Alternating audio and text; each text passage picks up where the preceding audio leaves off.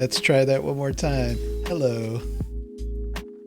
Everything that can go wrong on a live stream always will. So, welcome to Talking with the DM. That's me. I'm the DM. So yeah, this stream on last Thursday during our D&D session, number of folks who were watching picked this day and this time for me to come talk about different things, talking about D&D, talking about any questions that you might have for me specifically, considering questions that I can't answer during a D&D stream. Hey Grant Wilson, good to see you. Thanks for joining us. Yeah, we're just getting started. But like I said, that's what this is for. This is what Talking with the DM is about. Can't really interact as much as I'd like, considering that let's see, if I have 7 players at the table and they all want to do something different. So during our D&D session, it's a little difficult for me to kind of interact as much as I want. So this is what today is for. So we'll get started, give a little bit of history. Mama Shady, you know exactly what I'm talking about. Not even gonna go there, or maybe we will. We'll see what happens. So yeah, we'll just I'll give a little background, I guess, on what Players and Creators is and how it kind of happened, and kind of the history, because there is somewhat of a history about it. And please ask questions. Want to know what you think. If I say something and you want to ask me questions about something, that's what this is about. This is what we're here for. Got a whole slot of time, answer your questions and talk with you. So, all right. So the concept of Players and Creators. Essentially, wow. History of that. I have to go back a little bit. So I want to say a little more than 20 years of just gaming, whether you're talking tabletop, whether you're talking video games, actually more than 20 at this point. Talking video games, what have you. There's been some kind of gaming that I've done over the course of many, many years. And one of the things that I did the most, and this is where I kind of got mixed up with the years. The thing that the type of gaming I did the most, to be very, very honest, was live action role playing, LARPing. And what I wound up doing a couple of years back was at myself and my best friend Brendan, we actually got together and we started a podcast. And the podcast was called Old Man and Skinny Guy. Guess which one I... Hint, wasn't the skinny guy. And so essentially what wound up happening was we did this podcast, and the whole thing about the podcast was we wanted to talk about gaming in general. We want to talk about gaming issues, and maybe issues that most people have within the genre of the game, and how to resolve those issues, our personal experience. experiences in solving those issues. And we also, the biggest thing about it was we wanted to highlight games and basically creators, people who are creating games or running games. We wanted to highlight those folks and kind of drive people to them. It was all about sharing what we love. And currently and at the time, what we loved was gaming, and mostly in the LARP sense. And we touched on a lot of topics. We touched on a number of different things. But apart from the amazing support that we had like a cluster of amazing supporters who believed in the project and believed in what we were doing. Aside from them, the podcast didn't really get a lot of traction. It was amazing because we were able to highlight being in this community of live action role players and gamers for as long as we had been. We had this amazing pool of talent that we wanted to highlight, and we were able to get interviews with people. We were able to sit down with them and pick their brains. We were able to talk about the games that they love and the things that they were doing. But unfortunately, as I said, we didn't gain any traction at all with the podcast. Again, apart from our supporters, and they were amazing, by the way. They believed in the project. We did a Patreon for it at some point, and and those supporters were really, really strong. They were patrons from Patreon. But as I said, we really didn't have. Thank you, Grant. Thank you, appreciate it. We didn't have the traction for the podcast. If you are, here's an interesting side note. If you are interested in actually listening to any of those podcasts, you will not find it, unfortunately, on any podcast website or broadcast system, because we're not doing it anymore. However, we did, for posterity, I did wind up saving it on our YouTube page, which you can kind of see the link kind of right here, the link to our YouTube. You can find those podcasts, most of them, if not all, in our YouTube, if you're interested in listening. And we touched on a lot of really cool subjects, interviewed a lot of amazing people. But as I said, it didn't really, life happens. We didn't have the traction. Work does get in the way. Yes, that's right. Lady Poopsie was interviewed about female gamers in the gaming community, mostly in video games, and we talked about like the toxic masculinity and the barriers that female players, video game players in this instance, have to kind of break through because of the misogyny and all that crap. And I interviewed Lady Poopsie about it, and it was great. Great interview, but again, not really, didn't get any traction. So fast forward to now, and what's happening now is D&D, playing D&D, having this game with these amazing players that we have. And just we've been doing that for about 2.5 years now, and it's been great. It's been wonderful, and that is also the amount of time that I've actually been a DM. Up until that point, I've been mostly a player. But that's kind of, and I'm gonna get more into the D&D part about it, obviously. Yeah, you're right, Grant. It is definitely, unfortunately, a still ongoing issue. That's a good question, Grant. I've actually been thinking about it. Definitely am interested in doing so because, yeah, a lot of people sometimes, again, with scheduling, with life and all of that kind of thing, a lot of people aren't able to actually sit down and watch the show but they're constantly on the go, driving and such. So yeah, podcast might be down the line. It might actually be in the line. Um, you can definitely. One of the things we're gonna do, and again, we're still very brand new at this. When I say we, I mean mostly me. Um, yeah, I definitely am looking to put the older episodes that we're doing of our D&D campaign onto YouTube for people to watch.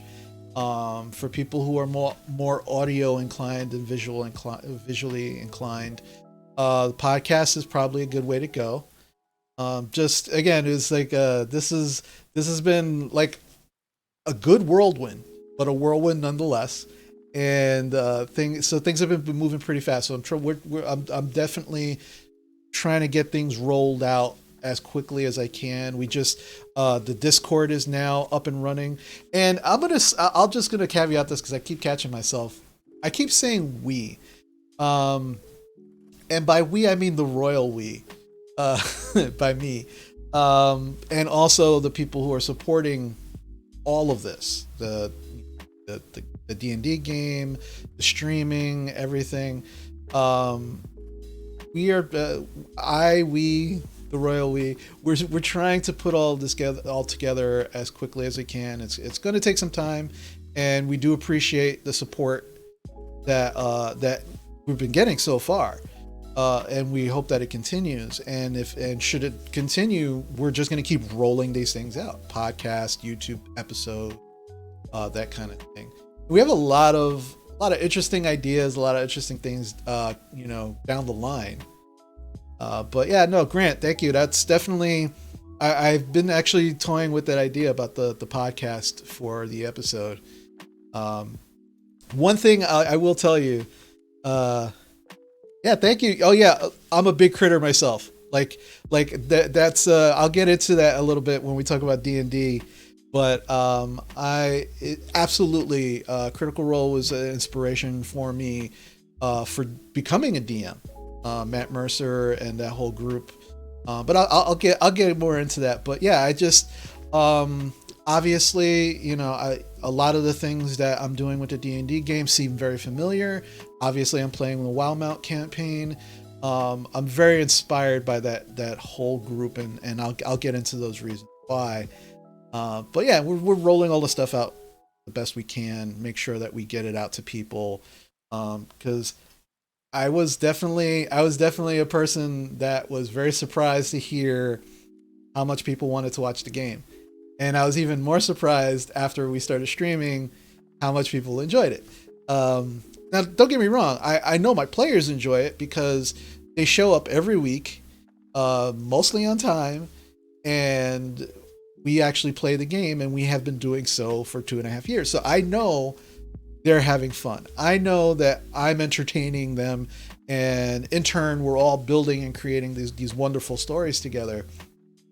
I just didn't think anyone outside of us would enjoy it. So I'm really happy to see how much everybody's loving it. But yeah, it's definitely we're definitely going to keep doing some of these things. One of the ideas we have that we're probably going to do, it's going to be for a sub goal basically, is if we hit 50 subs, I've been slowly putting this together, is we're going to everybody going to get a chance during basically a talking with the DM session to build an NPC that we will see in our current game. So that is definitely going to be something that we do. I think that's going to be fun for everybody. I hope. But yeah, we got a lot of good ideas, a lot of things that we want to roll out. Want to give people the opportunity to do the things that they love, and we want to try and inspire those things. So yeah, so that's kind of players and creators in a nutshell. Yeah, Lady Poopsie is absolutely correct. Since we start our game earlier than Critical Role starts on Thursdays, believe me, I never rush our game, but the minute our game is done, the minute the stream is done, I am watching Critical Role. Even though I've missed a few hours, in the beginning, I'm watching it, and then the next day, I'm watching what I missed in the beginning. Uh, but yeah, it's been this has been a lot of fun so far. I can't wait to see what happens, going down the road. But that's kind of the history, the background of what Players and Creators is. Yeah. So I guess now would be a good time to talk about why I DM. And as I was saying before, the Critical Role absolutely was, and Matt Mercer specifically, was somebody who inspired me to become a DM, because up until that point, so the nicest way I could put this is, up until I actually sat down to watch an episode of Critical Role, I had been playing in games with various DMs over the years, dungeon masters over the years. And for whatever reason, each one of those DMs were played as basically it was an adversarial role to their players. And what I mean by that is they seem to take almost a perverse joy in not challenging their players, but seeing if they could hurt or kill them in the game. And in their minds, that was challenging, but that kind of, it's not animosity, but that kind of you as a player sitting across from a DM who seems to be going out of their way not to challenge you, but to stop you from doing certain things in the game, gets frustrating. And almost every single DM that I've played with, at some level, like some were better than others, some were worse than others, they DM'd like that. Absolutely, Grant, absolutely. And I'll be very honest, it was actually beginning to put me off of wanting to play. Like I desperately had the urge. I wanted to play D&D. I wanted to play tabletop. But DMs are always very far and few between. Something that I learned almost immediately. Everybody wants to play, nobody wants to DM. And so I really kind of like it, and it was actually interesting. Before I started, like right before I started DMing, Mama Shady and I were actually playing in a game with a really good friend of ours, and we actually stopped playing that game because of my work schedule. And my work schedule just it didn't allow us all to get together on the day that we needed to get together. It sucked. And so it was like, okay. And then on like the days that I were free, we couldn't get together. But that turned out to be the day that I could DM, and apparently people wanted me to DM a game for them. So that wound up becoming our normal day, which was Thursdays.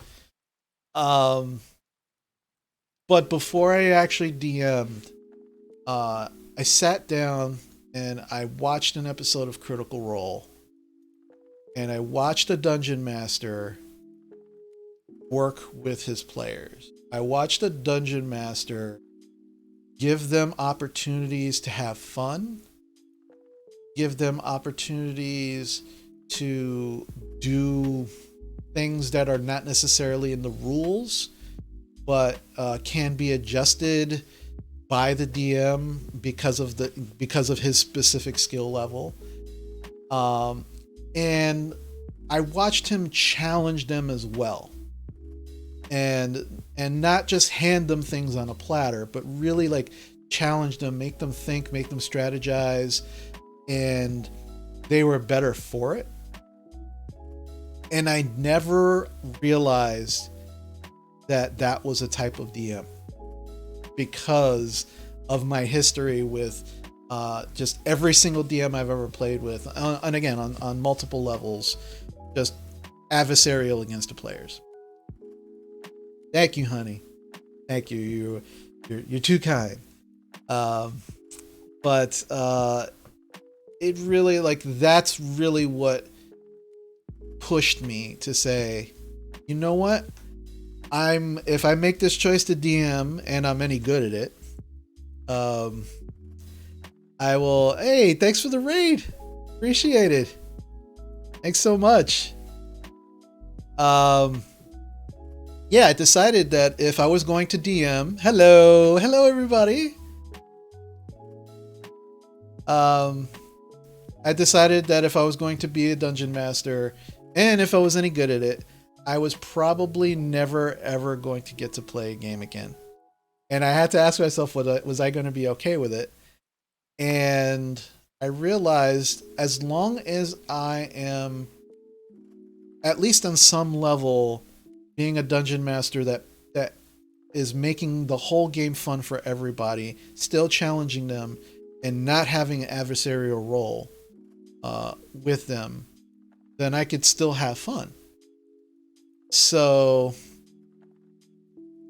I really said to myself, I was like, okay, and I'm gonna try it. I'm gonna see how good I am. And here we are, 2.5 years later. Thank you. And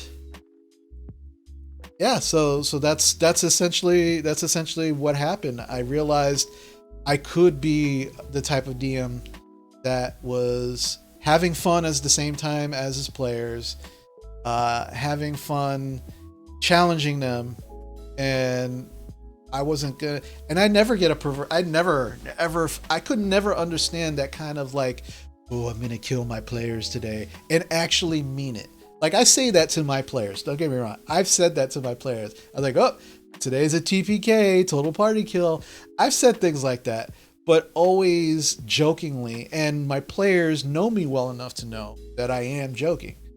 They actually know me well enough at this point that when I say something like that, that it's also kind of like me giving them a heads up that they really should maybe strategize this game, or they should do things a little differently than hack and slash. I always try to leave multiple avenues for them to either get out of a situation or, be victorious in a situation. So that's kind of where I'm at as a DM. And as I said, I'm very grateful that my players have basically blessed me with a game every week for the last 2.5 years, because it is always fun.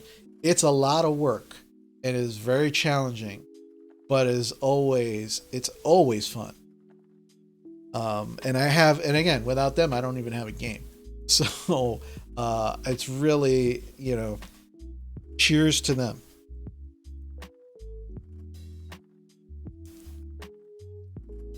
So yeah, that's been pretty much it. As far as what's that, Lady Poopsie? Lady Poopsie wants me to do a favor.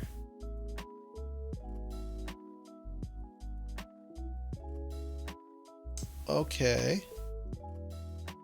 Sure. Yeah, I'll do that.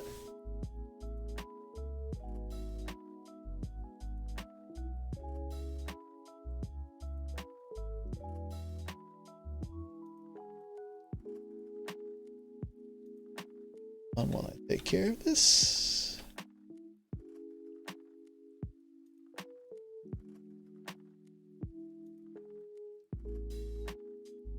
Okay. Hey, Fall Harbor. I never TPK'd my players, but I've given them hard chance. Like that mentality. Yeah. Yeah, that's like again, that's always bothered me.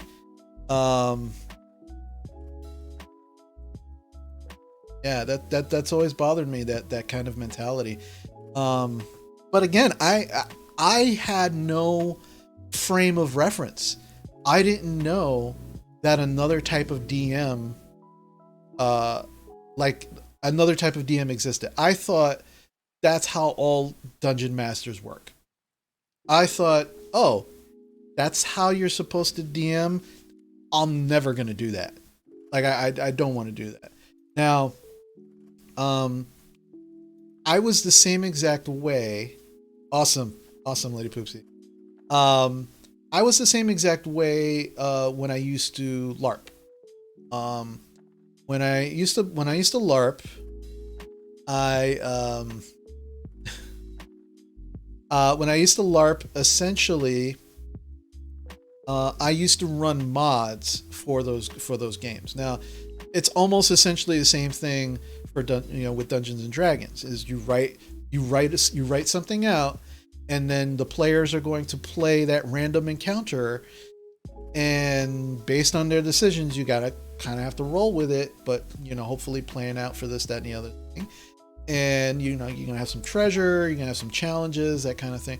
And so the mentality for me to DM was already there, but I didn't know that I thought Dungeons and Dragons, you had to go after your players all the time, that you had to be antagonistic, you had to. I had no frame of reference until I saw Matt Mercer. Now, don't get me wrong, like Matt Mercer and the whole Critical Role crew, they are amazing players. They are also happen to be amazing actors, and they've been playing for years as well. So their level is going to be at a place where I try to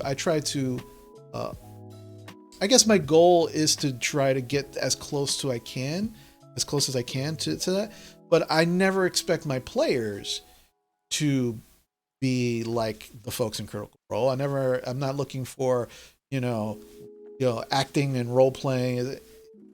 I just want everybody to have fun.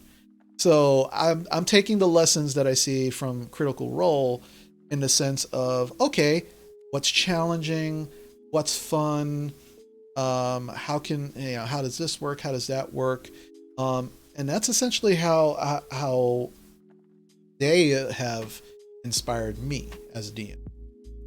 And I never expect the Critical Role level of role playing at my table at all. No, it doesn't matter who I'm playing with. I just expect everybody to come to the table, have fun, make sure everybody is giving everybody else the opportunity to have their moments, and that's basically it. Like the role playing and all of that, that's extra. If that happens naturally, or the player wants to do it, great. If the player doesn't want to do it and just wants to be very much, nope, I'm gonna roll to do this. Can I roll to do that? This is all I want to do. That's fine too, as long as they're having fun. Let's see. Harbor. I fell into the mental trap when I started to DM, trying to be like Matt too much. Yeah. Thankfully, my wonderful players helped to get out of it and learn to see my own DM. Yep. Oh, imposter syndrome. Absolutely. Every day. Yes. Yeah, I have seen many of the videos, Grant. I have seen people talking about the Matt Mercer effect. Absolutely. The imposter syndrome, live with every day, not just in my DMing. I live with that in everything I do in my day job. I'm always thinking, oh, the Matt Mercer effect. Lady Poopsie, you don't know what the Matt Mercer effect is. Okay. Well, it's a multi-tiered thing, but essentially what it is the blessing. Yeah. Oh, I wish it was just that. Yeah.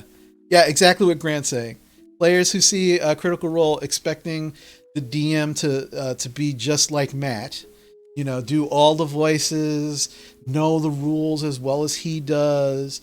But the other side of that is actually DMs who expect their players to actually play like Matt's players, to act and role play like Matt's players. That's the other side of it that a lot of people don't talk about. And I've actually seen people talk about that in various forums and videos as well. But again, yeah, it's totally a blessing and a curse. They have brought so much new new life and new blood to Dungeons and Dragons. People are now coming to play Dungeons and Dragons, and everybody is playing Dungeons and Dragons. Everybody is looking at Critical Role and saying, "Oh, this is what Dungeons and Dragons must be all the time." Just like I thought that DMs had to always try and kill their players. It's kind of that mentality because I didn't know any better. If somebody who's never played Dungeons and Dragons and nobody's ever seen a game of Dungeons and Dragons started to see Critical Role, they're like, "Oh, that must be how every game is supposed to be," and that's not necessarily true. So yeah, it is definitely a blessing and a curse. Let's see, what do we got here? Everyone needs to be Laura Bailey. Yeah. No, look. All of the players, all of those folks, they're just like not just as people who play Dungeons and Dragons on a live stream, but just as people in general. They seem to be very, very genuine people, and that's the other thing that drew me to become a critter, to be such a fan of Role, is that they were like truly like friends. They truly cared about other people. It wasn't lip service or anything. That's just who they were. And that, I am a big believer in genuine people. I'm a big believer in what you see is what you get. So like me talking like this is me. Like this is not a character. This is not, I actually, I groom myself before a stream. I make myself look all nice and pretty. I put on my nice shirts, but these are actually, I don't get to wear these shirts enough. So I love me my Hawaiian shirts, and I have this beautiful collection that my family keeps buying for me, and it keeps growing, and it's amazing. Thank you, baby. You sexy too.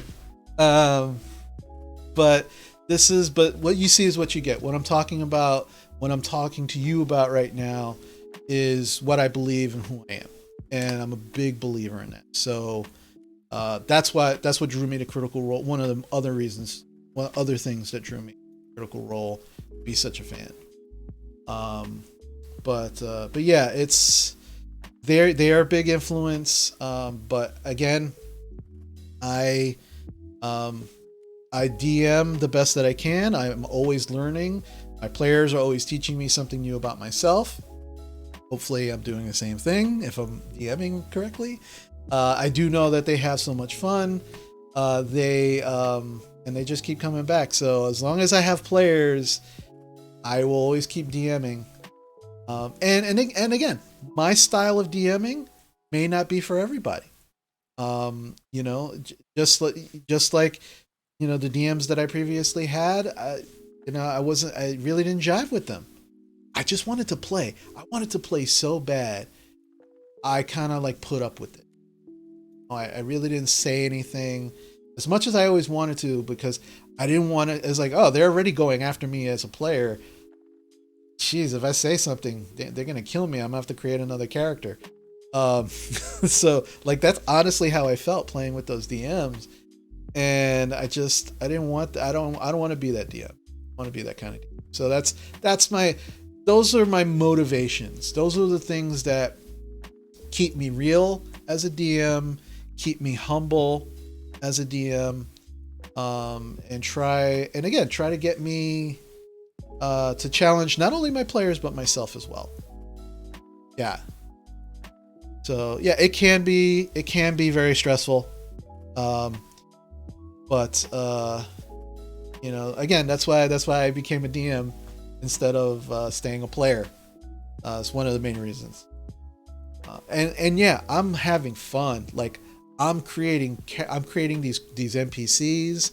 I'm breathing life into them. Uh, I'm making them. I'm making NPCs that my characters, that my players, are actually like they are genuinely invested in these NPCs. Um, so it's great. See grants. So have you had to throw out many encounters because they zigged instead of that? Yes, yes, that is absolutely true. I absolutely, because they can do anything. My players can do anything. In fact, last session, they did not go into an encounter that was right there for them, right in front of them. They decided to just keep going. So there was no encounter. And but what I try to do is, and it always depends on the encounter. But sometimes that encounter may work later on in a different encounter further down the road. So I never just, yeah, exactly, recycle depending on the situation. Exactly, exactly. Um, you never want to, because there's a lot of effort and preparation and time that goes into these things. But again, you always have to have in your mind, well, they may not do it, they may not use it, they may not go this way, they may not do that. That happens so much. Hasn't happened a lot because we really just started this campaign. Hasn't happened so much yet. Definitely has happened the one time. But the previous campaign, we did Storm King's Thunder. There were a lot of things that they did not do, and they knew it. Like I would tell them, I said, look, just remember, you don't have to do everything, but everything you decide to do will be some kind of encounter. There'll be some kind of interplay between you and NPCs, or things. So decide carefully in game, as players, what you want to do. How much do you want to get out of it? Do you want to steamroll through the campaign and just do the main quest, or do you want to do some kind of side quest? And yeah, and Storm, yeah, absolutely full. Storm King's Thunder is massive. I mean, they purposely make like the majority of the campaign basically a huge sandbox that you can do so many different things. And I did that. Like, not only did I use encounters that were part of the campaign, I built so many campaign encounters that were just me. Like I was like, I just threw things in there, and obviously it had to make sense with the narrative as well. But I there were so many things that I did, including I think I don't remember when, but I think that some of my players have actually mentioned that they can't wait to see if I'm doing a Halloween encounter for them, because for the last campaigns that we did, I homebrewed a specific Halloween encounter for all of them. The first one was based on It's a Great Pumpkin, Charlie Brown. It was literally I used the concept of It's a Great Pumpkin, Charlie Brown, and created a whole Halloween encounter for them. And then moving forward, the next one was more I don't know if anybody's familiar with like Halloween Town, but it was an old thing on Disney, and it was kind of loosely based on Halloween Town. But it was, again, another Halloween thing, and they're kind of like, they get it kind of chomping at the bit. They don't know if I actually wrote anything for them. We'll just have to see if they're getting another Halloween one. Sometimes it happens right before Halloween. Sometimes it happens, maybe a week or two after Halloween's happened, and that's again based on the decisions that they make. But we'll see. It could be next session. It could be 3 sessions from now. All depends on them. but yeah, it's make no mistake, DMing is a lot of work, but it is so worth it.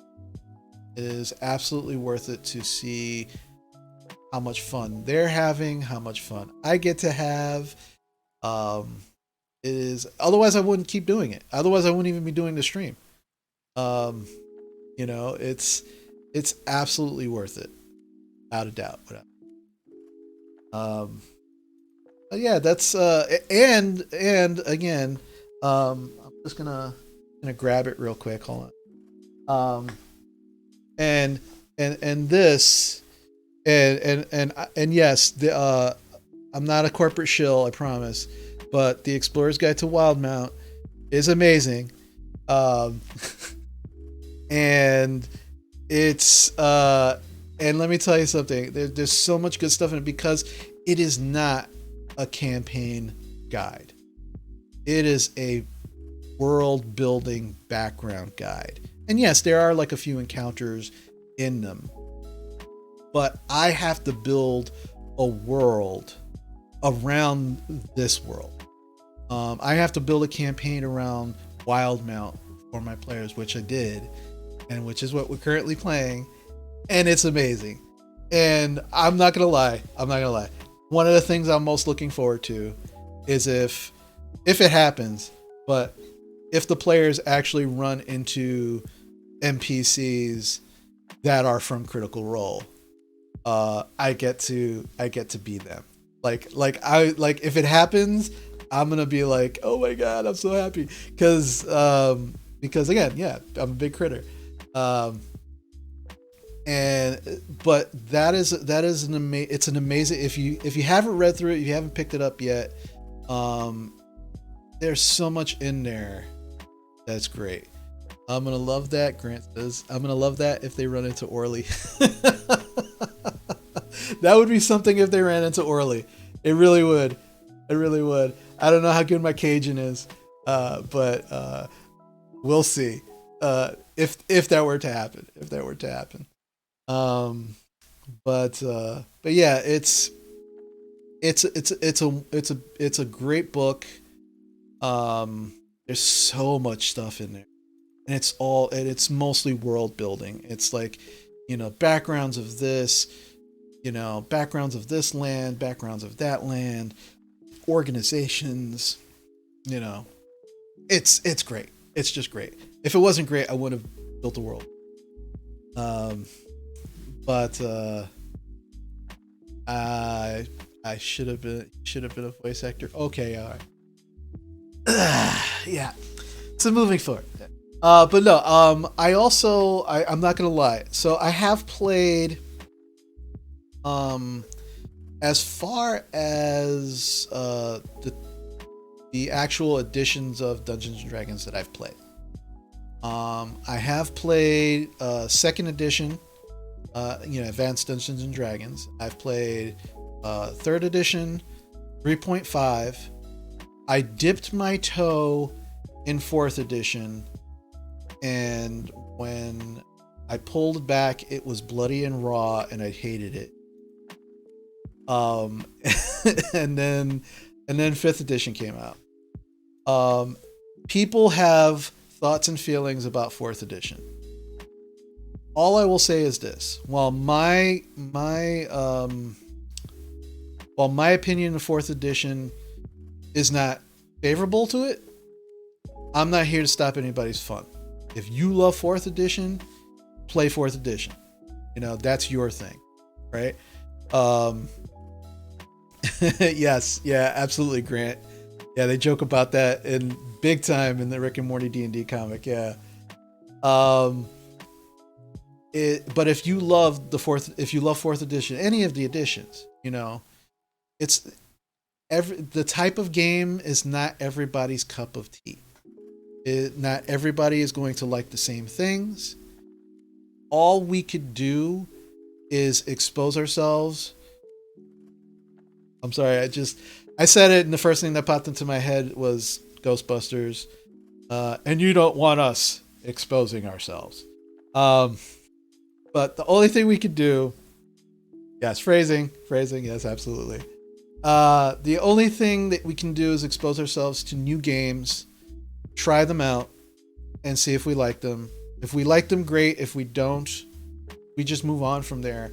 Um, absolutely have your own opinions about these games, but don't ever put somebody down for how they feel about something. Don't ever try and stop them from doing something because you don't like it.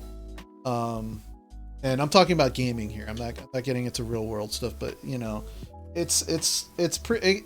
These things diverge. These things go cross paths all the time. But as far as gaming is concerned, don't tell anybody how to have their fun, because that's not cool at all.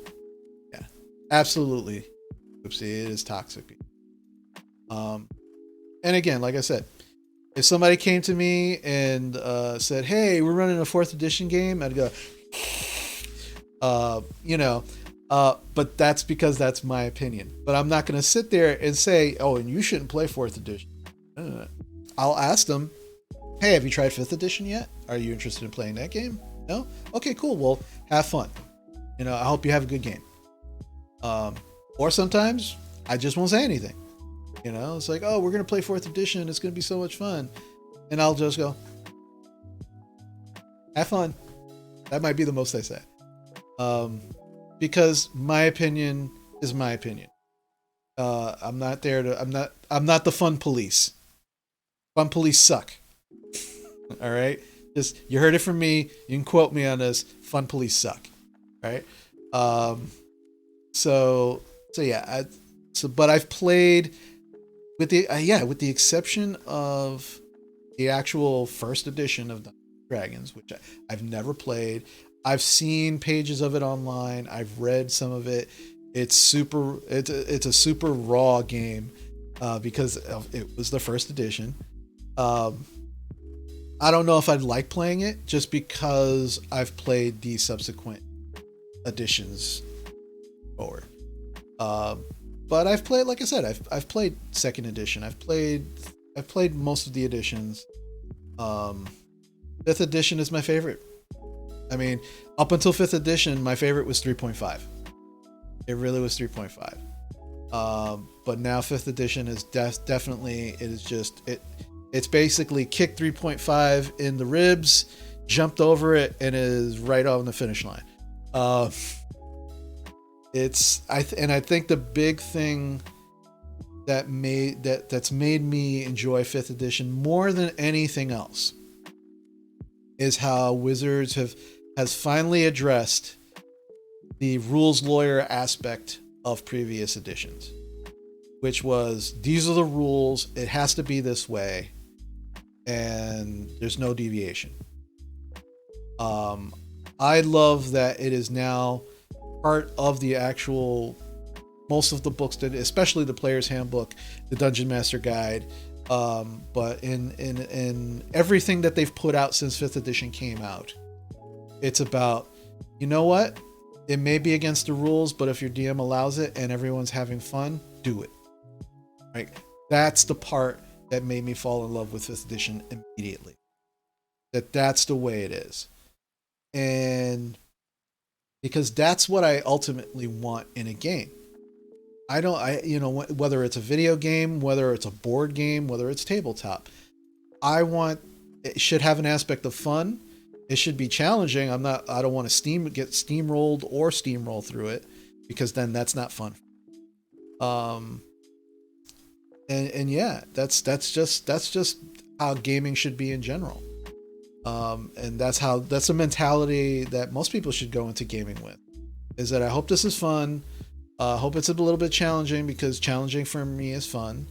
I hope I don't get steamrolled, but at the same time, I don't want to steamroll other people because make me feel bad. And I think it comes from a place of empathy.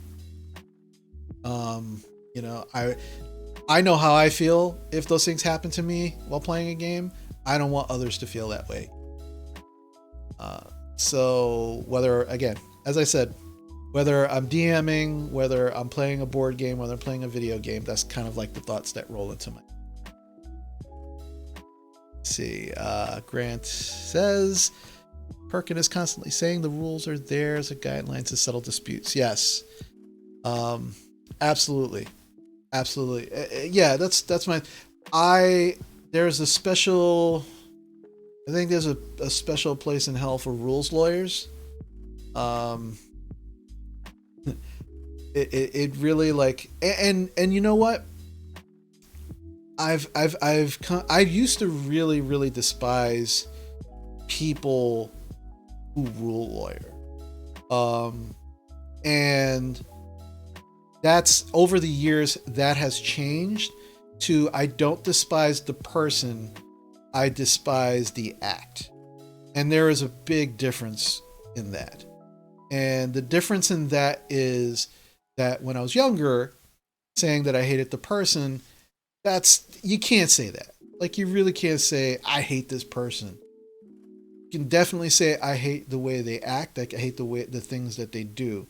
But you don't understand why the person is doing it. So you don't understand why they are the way they are. So take that and you put that in the rules lawyers, the rules lawyer thing that I'm talking about. You don't know why. That might actually just be how they are. They might be. I always get this part mixed up. Left brain, right brain. I believe right brain. Yeah, right brain is creativity, and left brain is logic. If I remember correctly, I hope I'm not getting. I'm sure somebody else. But most, some people who the rules lawyer people just could be left brain, right? Very logical in some of the things that they do. Not so much, on the right brain side of things, being creative, that kind of. That just might be the way they are. They might be that way because, similar to the situation where I had some crappy DMs, they might have had situations where this is how they had to be in order to have a good time. Otherwise, they got steamrolled by their dungeon master. I don't know. So I absolutely ask people not to rules lawyer as much as possible. I don't have that problem with my players at all, which is amazing. And again, when I say I'm blessed by my players, I am so blessed by my players. But essentially, when if somebody does do that, I try to work with them. I don't immediately like go after them or attack them or anything, but I try to work with them and maybe try to see that there's maybe another workaround for it, and that rules don't have to be, it doesn't have to be stamped, in stone and carved in stone, and that's it. But Mama Shady, yeah. She said, yeah, we just play, screw the rule book. That's also another problem. Is when you say screw the rule book. Okay, so they are guidelines. They are definitely guidelines, and you should try and follow the guideline. I will leave it at that.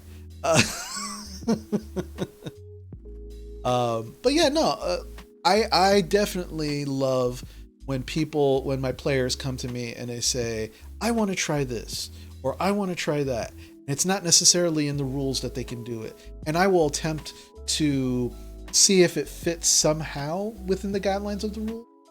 And if it doesn't, I'll make it up. I'll figure it out. You have to roll with it. But yeah, it's interesting. Definitely, that's my main reason why I love 5th edition. So, I'm aware. Yes, somebody, Grant says, I want to. Yeah, The Witcher in Middle Earth. Yeah, see, in that instance, like, and that's a big part of your session 0. And for those who don't know what the session 0 is, with session 0, you definitely want to, you're actually talking with your players individually and setting up how they want to be their characters. So, like, for example, this hasn't happened to me, but I've seen this as an example where someone says, I want to be a mermaid, or I want to be a mer person, I want to fashion my character after Ariel from The Little Mermaid.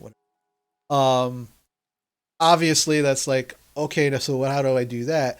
You actually, there's a race, the Triton race, which is essentially a mer person, and you can actually work with your player to get it to a place where they're happy with it and you're happy with it as a DM, because both of those things are very important for your players to be happy with something and you as the DM. And then when you get to the actual, like, their first session zero. The session zero is essentially you're building the character, you're helping them build a character that they enjoy, that's going to work within the parameters of the world that you're building, without telling them like what this world is about, letting that out obviously forward. But then you get to actually do the session zero where there is role play. So they start to get the feel of the world. They start to get the feel of their character before they actually sit down at the table. And then what I allow them to do is, if they're not happy with their character at that point, they can make changes, they can make adjustments, and we will do that together. So again, I'm happy with what they're playing, and they're happy with it. It's definitely, I absolutely recommend session zeros, especially if you're running a homebrew game.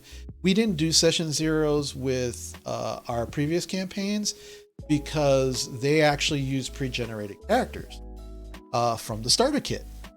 And they actually, because we did the first campaign we actually did was the Lost Mines of Phandelver, which is out of the D&D starter set, and it comes with pre-made characters, and you can actually play that campaign up until level 5.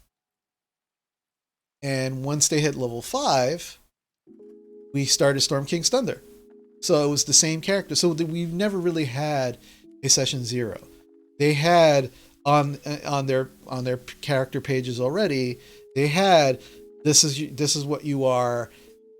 Here's your class, here's your race, here's your background, blah blah blah. They didn't have to do any of that stuff. This campaign, they did all of that. They came up with their own characters. They came up with their races, their classes, their backgrounds. Part of the Explorer's Guide to Wildemount has this great tool called the Heroic Chronicle in it, which allows you to roll or even pick, if you don't want to roll, certain aspects of your background, which helps you kind of flesh things out. It's pretty cool. It's pretty cool. But yeah, this time they actually got to do that, and you can it very much shows that how much more invested, to me anyway, how much more invested they are in these characters, because they had a hand in building their backgrounds and in their class and their race and that kind of thing. So this campaign is a completely different animal than they're used to. So yeah, it's definitely all this whole experience for me has been great, for various reasons. I've given you some of those reasons already, but I think the biggest thing is that, without getting too into it, with everything that's going on right now in the world, with everything that's going on right now specifically in the United States, people need a distraction for their mental health. And people absolutely need to have fun. That is something that I've stressed for many years, is that no matter what you're doing, no matter what work is happening, no matter what's going on in your life, you have to leave space open for your well-being. And part of that is having fun. And this has been a big part of that for me. And I don't want to speak for my players, but some of them are in chat right now. They can say yay or nay, whether they agree or they don't. But this is definitely, I think, helped them as well. Kind of have something to look forward to, have something to like have fun with, and just not be them for a few hours out of the day. And that's what I try to bring to the table. That's what they bring to the table. And so, hey, there's another one of our players is in the chat. That's awesome. Lorana024, that is Rowan. That's Laurie. She plays Rowan. So, hi, good to see you. Yeah, that's pretty much. That's pretty much in a nutshell. Why I'm DMing, why I love playing D&D, why I love playing 5th edition, that kind of thing. And like I said, it's actually,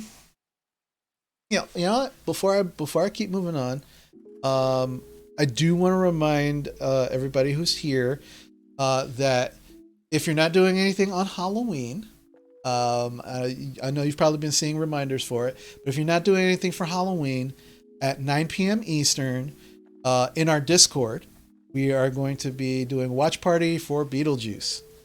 That should be fun. And yep. And so definitely, if you're not part of the Discord is brand new. We just put it together. So if you're not part of Discord, we invite you to come join the Discord.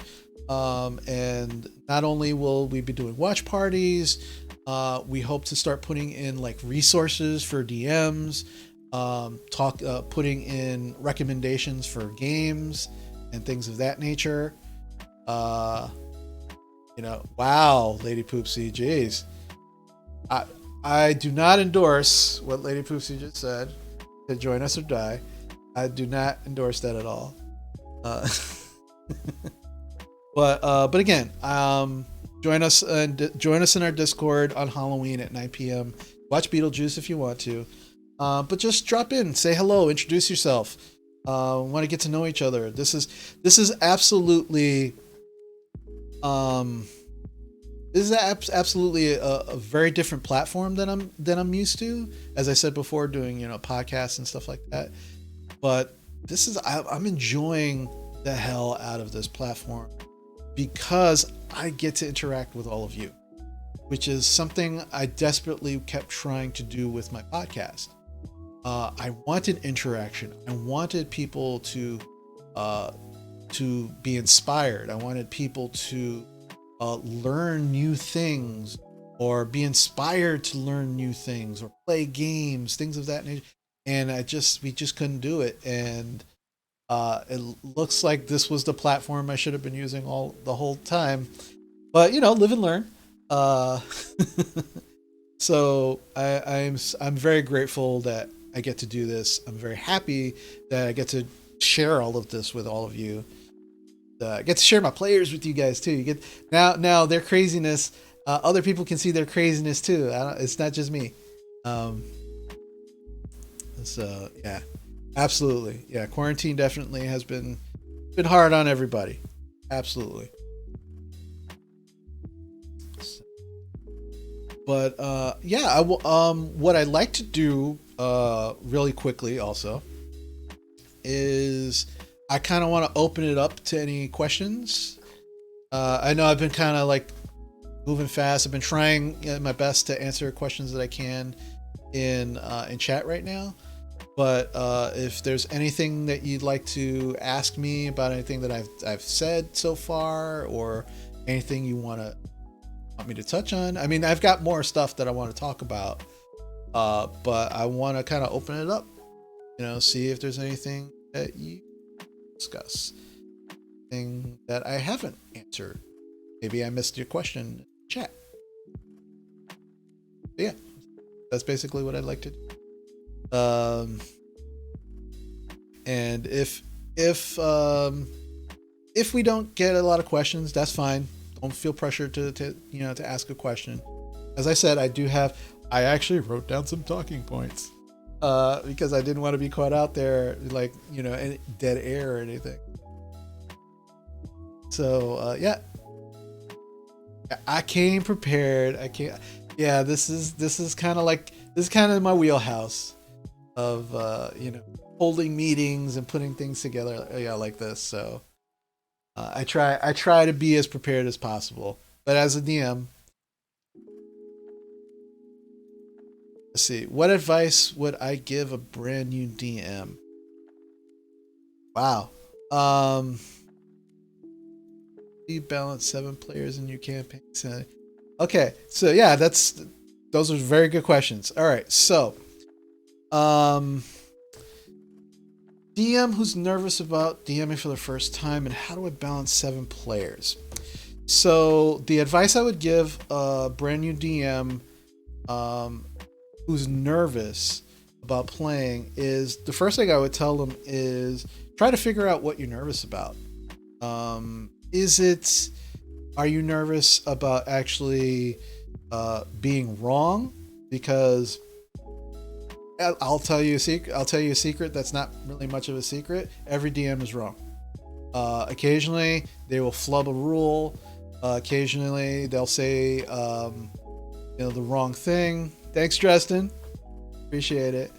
DMs are infallible, and that is why every DM worth their salt will have their stack of books that they're using for their game sitting right next to them, and they will refer to them all the time.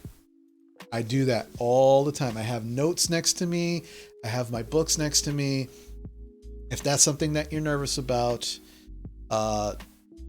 you really don't have to. You really shouldn't be nervous about that. Every DM is not there. Even Matt Mercer, right? Like Matt Mercer, who is like being held up as the pinnacle of DMs, and there are other amazing DMs out there other than Matt Mercer that I would absolutely recommend kind of look at. You can find them on YouTube, you can find them on Twitch, but every one of them does not know all the rules by heart. There's no way they can know all the rules by heart. If you're nervous about, getting up and doing voices, or just, kind of describing everything, read from prepared notes. And lastly, I guess the last bit of advice I would probably give that DM is, depending on your anxiety level, because everybody's anxiety levels are different, I would probably say, if you're so inclined, just do it. Like, even if you're anxiety ridden, just try it. Like, do it with people that you trust. Do it like maybe like a one-shot session, maybe 2 hours, maybe 3 hours, depending on how you're feeling. And, think of it like a practice run, and just try it. See how you feel about it. Work out the kinks. I've only been doing this for 2.5 years, and I'm still learning things. I'm always going to be learning. Just try it. So the very, very good question about balancing 7 players. The way, one, it is very, very, very difficult, very hard and stressful. And it's mostly stressful because you need to be able to give everybody their opportunity to have a moment. And for 7 players, the best way to do that, and if you go back and you watch some of the episodes that we've already streamed, the best way to do that is when you're asking them what they would like to do. Occasionally 2 or 3 people will say, "Oh, I want to do this," or "I want to do that," but then the rest of the other folks won't say anything. You go to them and you say, "Okay, this is what so and so's doing. This is what this person's doing. You that didn't say anything, what would you like to do? Is there anything you want to do?" And you do that constantly. You do that as much as possible, to make sure you're giving everyone the opportunity to do something in the game. Because it's very, very easy, especially with 7 players, to have someone zone out, to have someone start checking their phone, have someone start, checking their email, something crazy, especially when you're playing, over Discord like we do.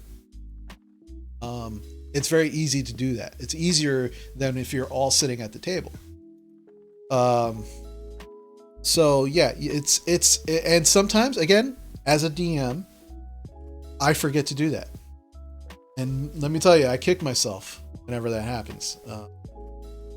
But you just keep moving forward. He's like, oh, damn it, I forgot to ask this person if they wanted to do anything. You know what? Next opportunity, I got to make sure. Boom. And sometimes I'll write it down just to remind myself so I don't forget.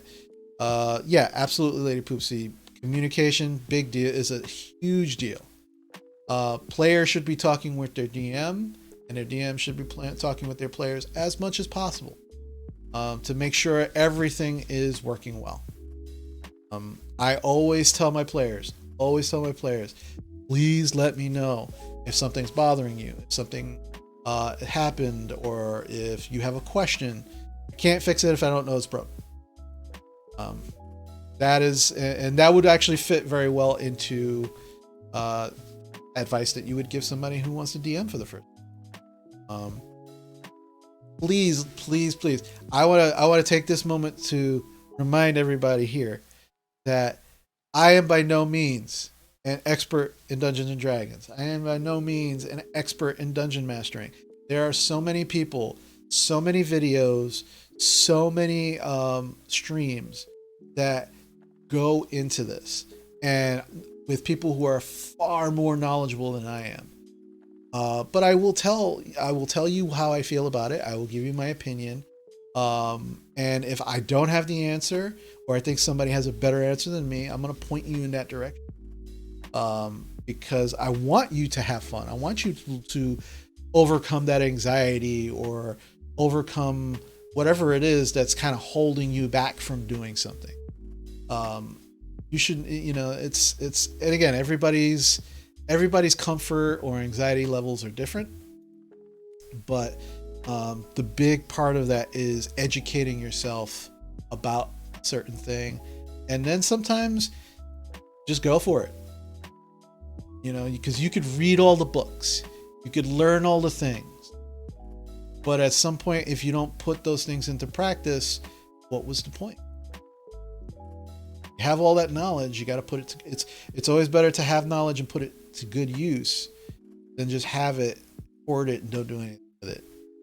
Especially when it comes to gaming, like, you'll make yourself miserable. You do stuff like that. Let's see. Yeah, and I'm not gonna lie, the type of players that you have also make a big difference. Your players, if your players are understanding, if your players know you well and you know them well, it makes the work of being a DM a lot less work. But sometimes you don't get that opportunity. Sometimes you decide, as a DM, you might, go to, and I've seen, at least locally, around where we live, I've seen that there are a number of like gaming shops who are beginning to do, they're starting their gaming sessions again, but not at their stores. They're doing it online. They're doing it via Zoom. They're doing it via Discord, and you don't get the luxury of kind of, in a sense, vetting your players. Sometimes these players just show up and you have to deal with personalities. You have to deal with people that you may not have had the experience dealing with before. So you just have to kind of roll with it. You have to do your best. Be confident in your knowledge and what you know how to do. and what your abilities are, and then move forward with that. That's the best you can do in a situation.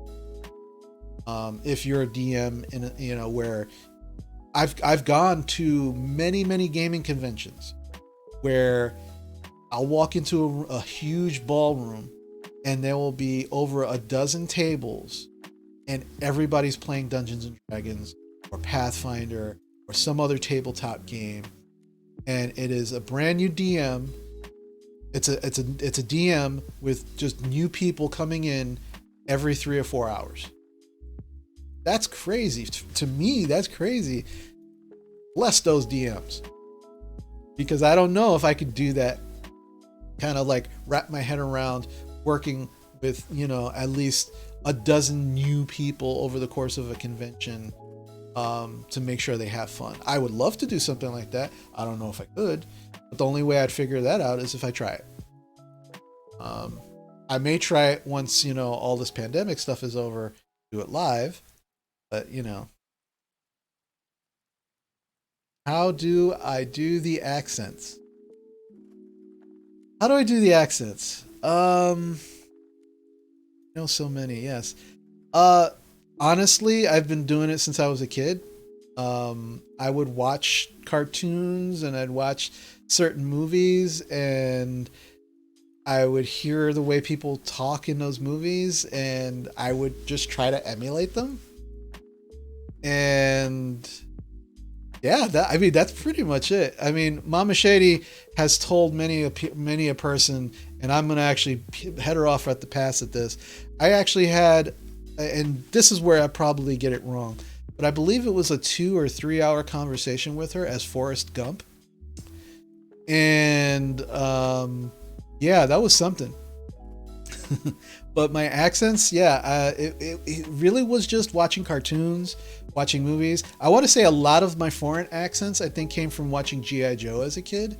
Like, because everybody, like a lot of, because everybody in G.I. Joe, there was like a lot of people from different countries. And so some of them had accents. They weren't the best accents. But that's pretty much the way I did it. A lot of movies, a lot of cartoons, that kind of thing. I wish it was an extraordinary story of me going to different countries and immersing myself in the culture and just like coming out with a better sense. I will be very honest. Later on, as I want to say in my early 20s, I did have a lot of friends from overseas in different countries, England, Scotland. I knew a couple of people from Poland, from Czechoslovakia, and in hanging out, and also Australia and New Zealand, I had friends from, and I used to hang out with them a lot, and I picked up a lot of their inflections. But again, mostly cartoons and in movies when I was a kid. Okay, Grant asks, what methods do you like to use to hone in on which types of activities that players are drawn to? Okay, that's actually a really great question. Well, that really, especially now with the campaign that we're doing right now, that has to actually do a lot with their backstory. So what we're doing for this campaign, and I'm not going to be giving any spoilers out or anything, but what we did with this campaign, as I said, all my players got the ability to create their own backstory, create their own like lives, that kind of thing. And essentially they came into the game needing to take care of their own personal business. They have no idea what the actual plot of this game is. And the interesting thing is, they may never figure it out. That's how I actually created this homebrew. There is an overlying plot for this game. There are things that are going to happen, but there are also goals and objectives that they all are trying to do for their own personal character. And so that not only does it give them an incentive to do so many different things, and as far as, you know, interacting with NPCs or going to certain places in the world, it gives me so much more to play with. It gives me all this wonderful plot that I can actually write up encounters. Well, if person X goes to place Y to take care of this personal issue, this is the storyline. If they don't do their personal story, there will be repercussions that they may or may not actually be a part of, depending on how engaged they are in that thing. So I absolutely, I want to say 95% of the time, leave it for my players to be able to get out of or get into any situation they want to. That 5% of the time, sometimes I think that this is something that they need to do, and so I will push it. But even that 5%, they absolutely can still make a lot of decisions that will alter what I'm doing. But yeah, the decision really is on them. And this is what I mean by is a lot of preparation and a lot of work. I have 7 players, and I have written out basically outlines of all of their personal issues, all of their personal things that they may or may not want to take care of in the world. And then I have outlines of where those things are, who are the NPCs that they will run in, what can or can't happen to resolve them, you know, those kind of things. And again, the Explorer's Guide to Wildemount helps a lot with that. It has who their enemies could be, who their allies could be, and it helps me as a DM figure those things out, and it helps them also flesh out their backstory. So yeah, Grant, that was a great question. Thank you for asking that. So yeah, so Lorana, who plays Rowan, she says she wanted to give Rowan a Welsh accent, and I thought it would take away from the character. I would be concentrating too much on how she sounds, not how she would act. I'll tell you exactly what I do. Maybe it'll help you, maybe it won't, or anybody else who might be trying to do accents. All right, I practice that stuff before I actually get to the table. Like I try to figure out like what this character is, who this character is, what kind of accent. And you may actually want to start out with a Welsh accent, and it may turn into something completely different based on how you're playing, whether you forget to concentrate on the accent, that kind of thing. Perfect example, getting back to Critical Role. When Sam Riegel was playing Nott in the beginning of the campaign, Nott had this really crazy kind of like Cockney accent, this Cockney English accent, and that went away. Like that completely still had the like the crazy sounding voice. That didn't go away, but the Cockney accent, you know, kind of went away. And you know, again, you should be worrying mostly about having fun and what you want to do with the character. But if this is something that you think is going to make your play a little more enjoyable, you gotta try it. We're not gonna laugh at you. We already laugh at the crazy things you do as your character. We're not gonna laugh at you if you try an accent. You can laugh at me when I do my accents. You guys, you know, I do my weird accents. But yeah, so I would say if you want to try it, but practice it. Like, yeah, I practice in the mirror. I practice when I'm walking around. You know, like it's just like this person sounds like this. You know, when I was trying to come up with the Troger skull necklace that both two of our players are talking to. It took me a while to try and figure out what that voice would sound like, and so I had to actually sit there and go, okay, does this sound all right? Does this sound okay? All right. So just practice. Practice before you get to the table. So, that's the best advice I could give you as far as that. Yeah, if you like how she is now, cool, absolutely. But you don't have to do accents. I like to do the accents. It's fun for me. That's where I get my fun. That's part of where I get my fun.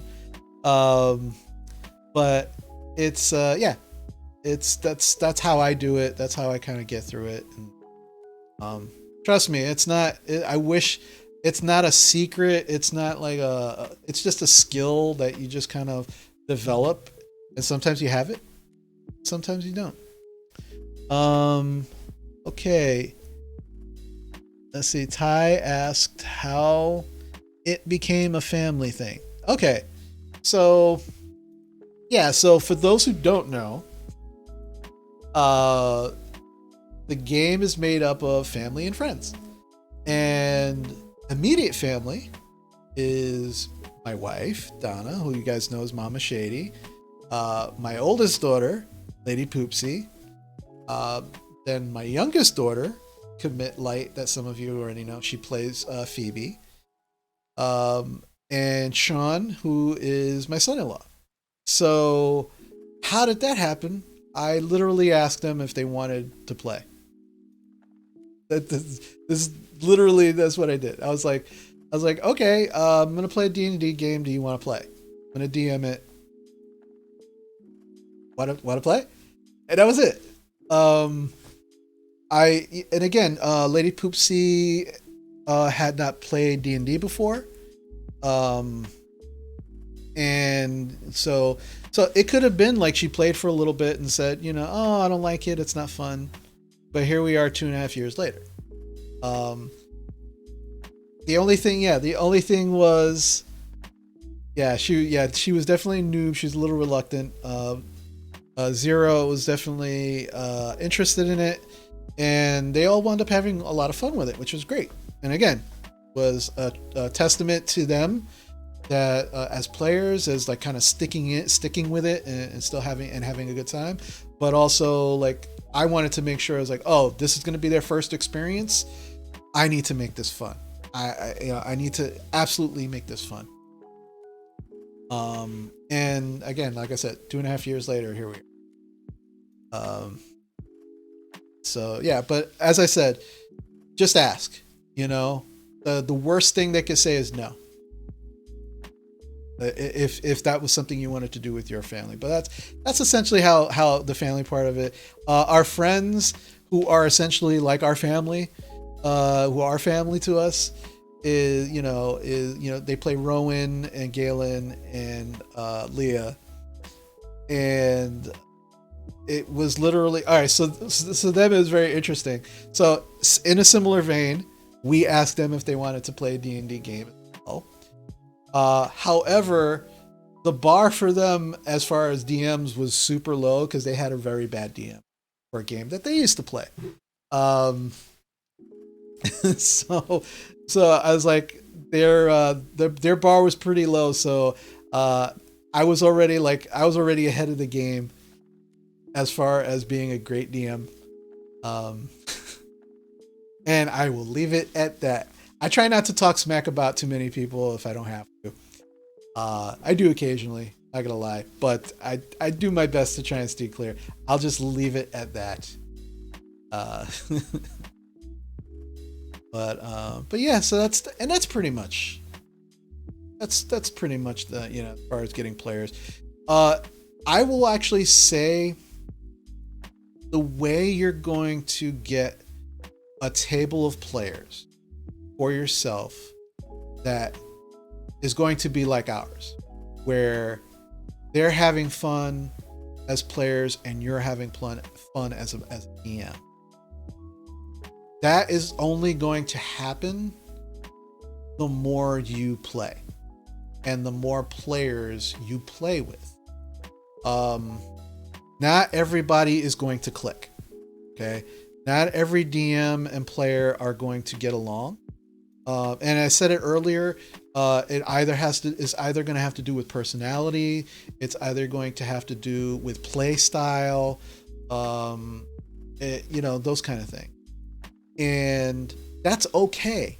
That's fine. But the only way you're going to find those players that click with you as a DM, the only way you're going to find those players who are having as much fun as you are, and that you talk to each other and you talk with each other about the game, about having fun, about all of those things, and that you actually genuinely become friends or family because of it, that's only going to happen the more you DM. More people you interact with, that's the only way it'll happen. Matt Mercer did not. These people did not drop into Matt Mercer's lap immediately. He was DMing for years with other people previously before he got to the group that he has now. And that's the truth. I lucked out. I seriously lucked out with these players. But I am the exception to that rule. You're not always going to get it. But again, like, I went to my family, I went to people who were friends and basically family. And I asked actually, before we started the campaign, I asked a number of friends that I knew if they were interested in me running a game for them. And some showed interest, but others were just like, no, that's okay, thank you. So, I did put feelers out there for, at first, and it didn't pan out. So it took me a while to get here, but I, considering that I literally started my DMing with this group, my full DMing with this group, I absolutely lucked out. So all right. So what I'm gonna do now? Let's see. What we at? We're at 7:30. Okay, good. So what I like to do quickly, what I want to do is I'm gonna take a quick break, stretch my legs for a minute, and when I come back, it's only gonna be about maybe 5-10 minutes. When I get back, I absolutely want to start talking about miniatures and 3D printing and all the kind of tools that I use to kind of bring like the campaign a little more to life, things like that. So just stick around. I'll definitely be right back. Definitely can keep talking with my wonderful players in the chat. And I'll see you in a few.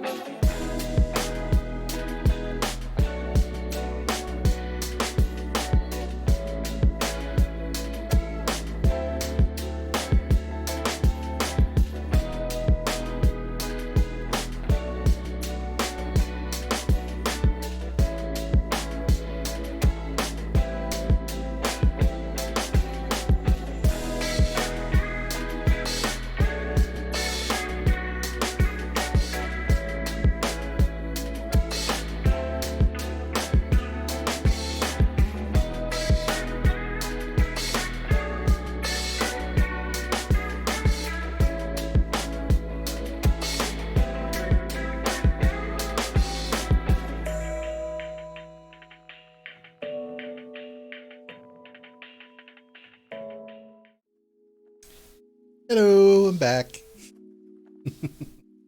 Yeah, like I said, it was a quick break. So welcome back.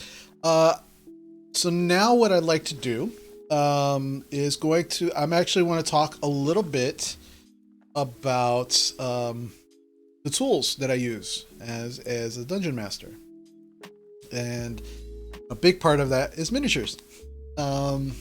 So essentially, this actually folds a little bit into, what we were talking about before, which is, kind of, recommendations for, DMing, and how do I become a DM.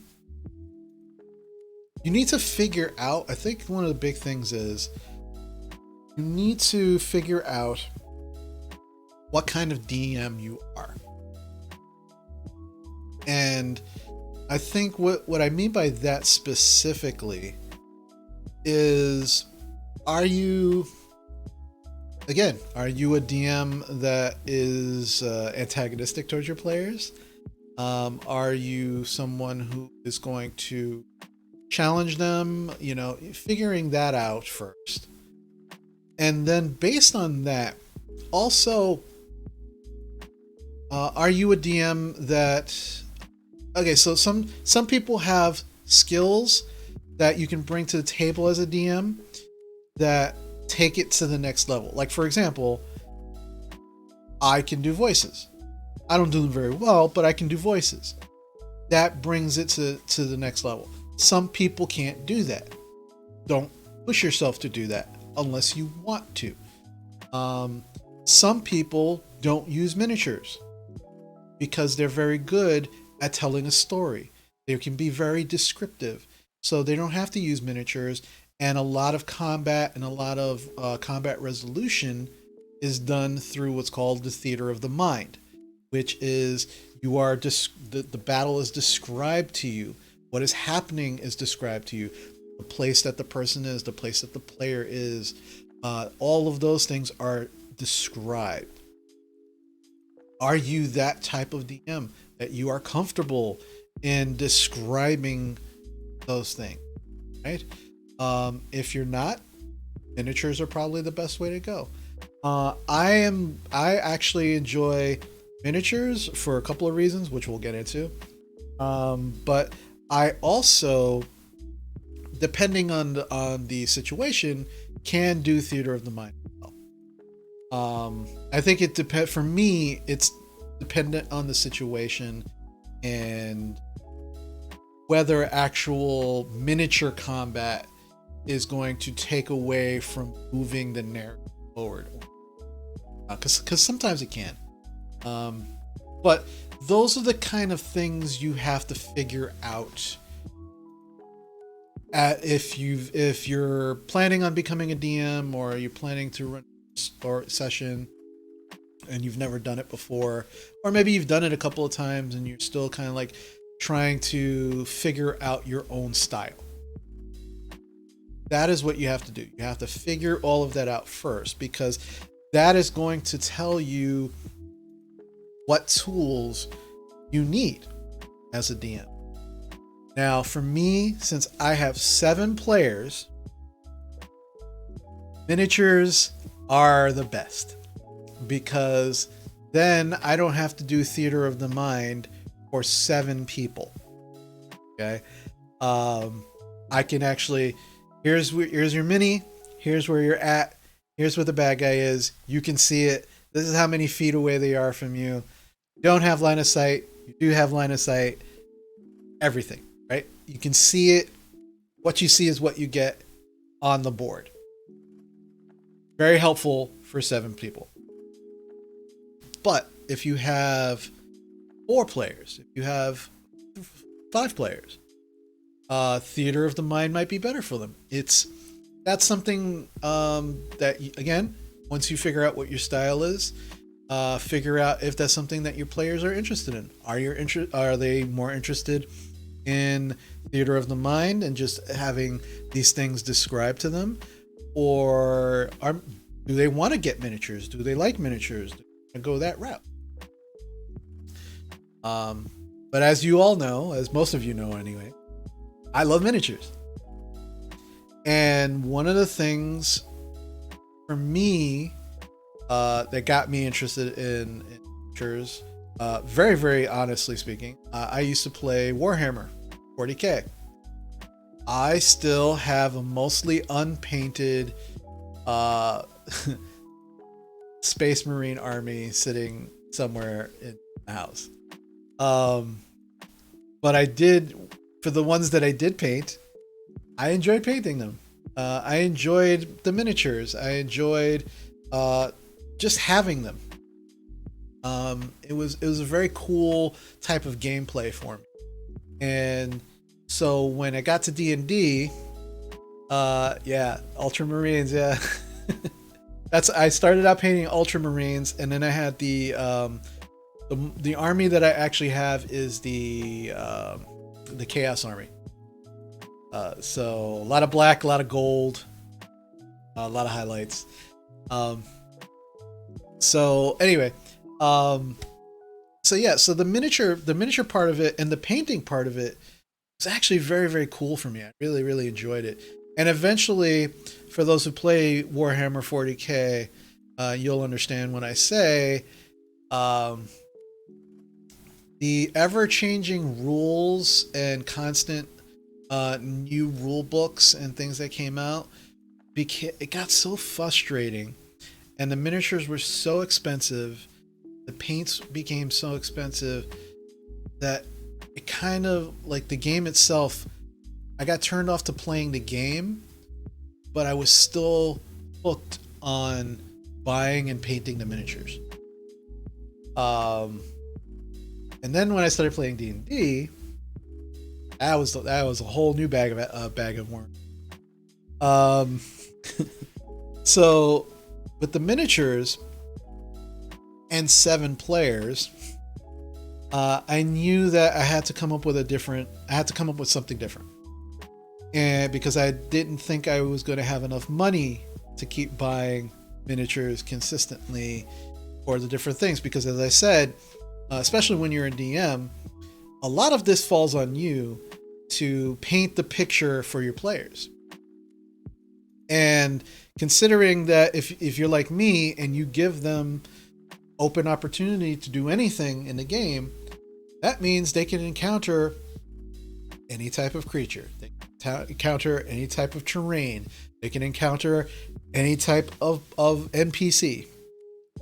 So I had to get creative in figuring out how I was going to do that. How was I going to be able to get miniatures and terrain on a consistent basis without breaking my wallet?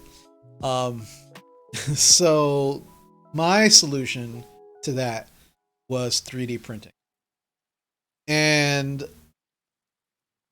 I think so far it's definitely helped me as a DM paint a better picture for my players, because I can actually now go online, find, hopefully not all the time, sometimes I actually have to still buy the actual models, because sometimes I won't be able to find a mini online that I can print myself. Now you might be saying, well, damn, isn't 3D printing expensive? How is that cheaper than buying miniatures? Miniatures are inexpensive, but it's basically miniatures over time.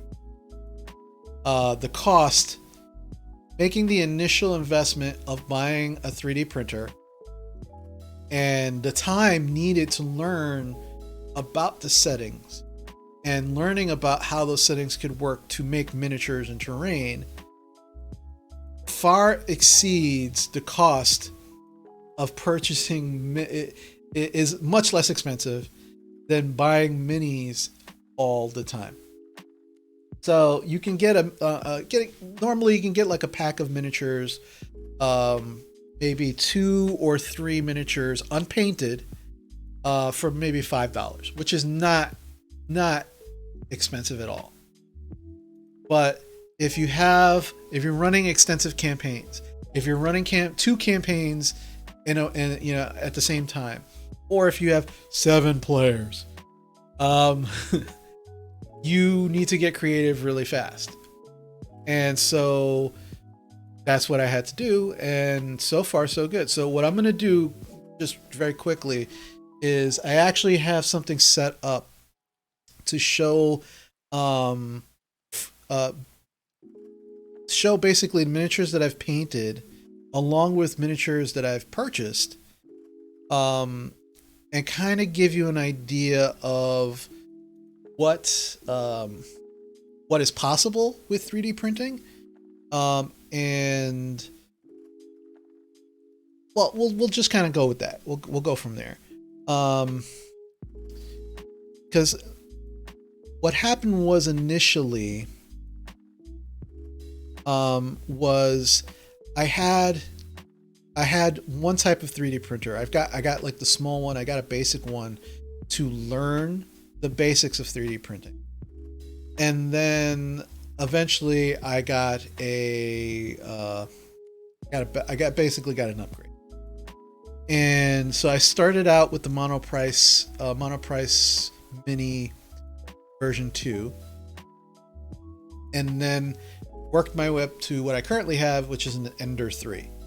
Ender 3, much better model for if you're definitely looking to get minis done.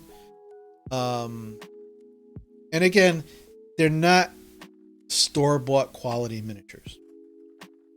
Not in the least. However, for what they are, pretty damn good.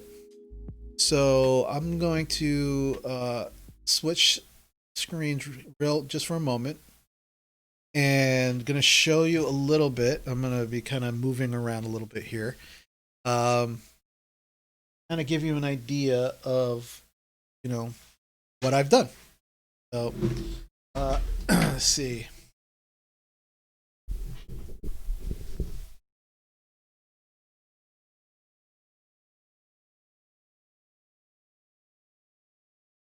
So, see here currently are some Orogs, which are orc related characters. And I'm just going to get up. Hold on a second.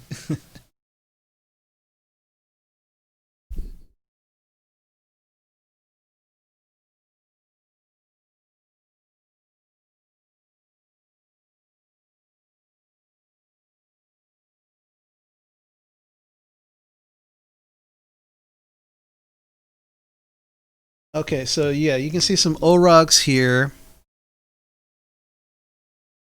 Next to some orcs. These were initially printed with the Monoprice, so you can still see that not too bad, for what you need, to kind of get the ball rolling, as it were, right? You can now see some animals here. This is a giant rat. And you can absolutely see, even with my bad camera on these, you can see the quality. These back here are actually store-bought, and these in the front are 3D printed. And some of them you can actually see, like these are actually store-bought. These are miniatures. These are actually I bought at Michael's. Like the lizard here, I bought at Michael's. And these are kind of absolutely things that you could do for your game to kind of enhance it. This is actually a store-bought mini, as you can see. Hold on a second.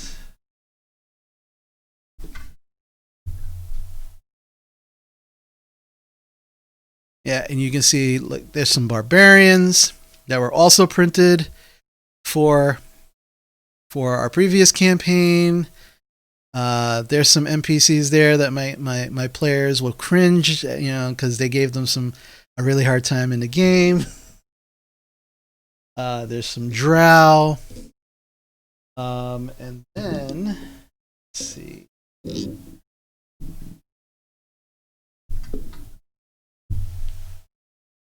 Yeah, these are some of my favorites right here. Um, this is my undead level right here.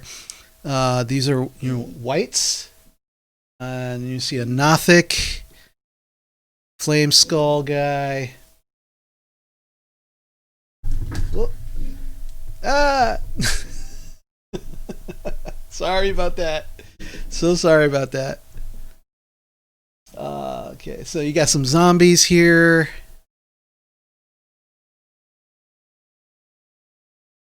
Got some zombies here. Some skeletons.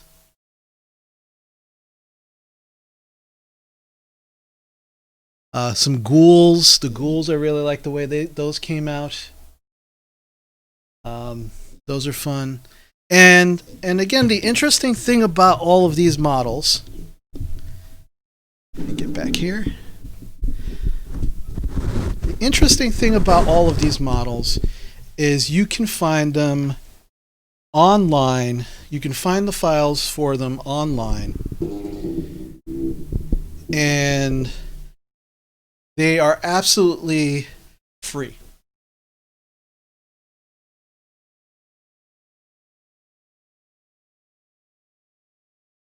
All right. I think we're good. Okay. So, let me just switch over. Yeah, so you can absolutely find there is an actual 3D printer. There's a 3D modeler named Miguel Zavala, and he has essentially started 3D modeling every monster in D&D. Out of all of the 3D modelers that I've seen, he's probably the most prolific in terms of Dungeons and Dragons. He's actually started going through the monster manual. He started going through a number of the campaign books as well. And he just, and essentially, he had a little thing with Wizards of the Coast where they thought he was selling them. He wasn't selling them. He was actually selling. He was actually charging people not for the models themselves, but for the cost to actually make the models. But they weren't having it. So he loves doing this stuff, and he actually does other stuff as well. But he loves doing this. He loves D&D so much he does this for free. And what I'm going to wind up doing is I'm going to put a lot of the information that I'm talking about, like the 3D modelers, the type of 3D print, all that stuff. I'm going to put that on like our Facebook page and our Discord page under tools and resources. And that's what he does. That's I mean, and that's not his day job by any means. It is just, he loves D&D. He wants to help out the community in that way. And there are a number of other 3D modelers who do that. But you can get a lot of these things on online. But there is a learning curve when it comes to the 3D. So it's not for everybody. It's just what I do. But it's not for everybody. But it does help. Like I said, it does cut down on cost. Whether it's terrain, whether it's miniatures. At some point, what I'm probably going to wind up doing is I might actually do a stream showing exactly how a 3D print is done. But I will be putting up some links and all the things I'm discussing right now. I'll put some links on for our Facebook page. Do you need steady hands for the print? No, you don't need steady hands at all. You just need to make sure that the printer itself is in a place that it's not going to fall, or because it will move. There's a lot of moving parts on the printer, and it just needs a steady place for it to rest on. that the vibrations of its movement are not going to tip it over. Steady hands have nothing to do with it. What you have to do is you have to learn what the settings mean, how the settings interact with the type of model that you want to print, and then how you basically play with the settings, the various settings. There are two individuals that I've looked up their videos that are that have been very helpful for the models that you saw. One of them is Tomb of 3D Printed Horrors, is what it's called. It's on YouTube. And the other one is the 3D printed DM. And they both, between the both of them, I learned a lot about the settings. I learned a lot about how the 3D printer actually works. The program to use it is free. You can actually get that free. But it's a slicer program, and that's when I say settings, the settings on like how much heat the nozzle is going to be on, how much their infill is. That could be its own separate stream, but these two people are more articulate than I, and they explain it a hell of a lot better than I can. So I'll also have links for that in our Facebook group. I'll probably have that up either this evening or sometime tomorrow morning. But yeah, they are the ones, because they are into tabletop, and they run their own games, and they actually make one of them makes their own models. This is what they do.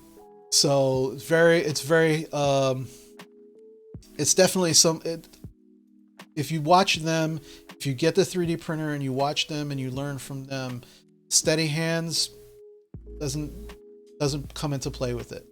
It's basically just learning how to use a program, and then once you program everything, you hit a button and you let it go. See, Hero Forge. Yep. Yeah, Hero Forge, absolutely. Hero Forge is a great place. There's actually a couple of places. There's Hero Forge, there's Eldritch Foundry. There's a few places that do that. You can actually design them. They will print them out for you as well. But I actually, like, my players designed their characters on Hero Forge. And when they design them, you can design your character for free, which is great. And then I can actually download the STL file, which is a file for 3D printers. And then that's what I actually pay for. I pay for which is much cheaper than the actual model. And now I can make as many minis of my players' characters as I want, because now I own that file. So that's something that you could do if you wanted to do as well. You can design your characters on Hero Forge and still 3D print them. Or if you don't want to go through the hassle of 3D printing, you can have Hero Forge make them for you, and then they'll ship them to you. But there's lots of options. If you have the budget to do so, I would absolutely say a good investment would be picking up the. It's essentially, it's called the Monster Menagerie, and it's miniatures. It's about, I think it's about maybe 5 or 6 miniatures in a box, maybe more. It depends on the miniatures. But the Monster Menagerie itself, and it's created by, I believe it's WizKids. It's for Wizards of the Coast. For $100, you get a brick of, I think it's 8 or 9. Please don't hold me to the numbers that I'm giving you. But I'm trying to give you a general idea. For like $100, you can get something like, I think it's close to, I don't know, maybe 40 or 50 minis.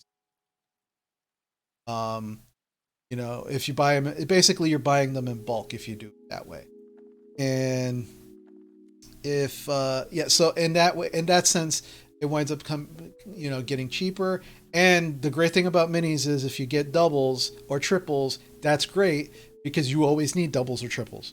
They're never only, and your players are never only going to fight one type of creature. Especially if it's like goblins, you need a freaking army of goblins. Which again, for 3D printing, is exactly why I did it.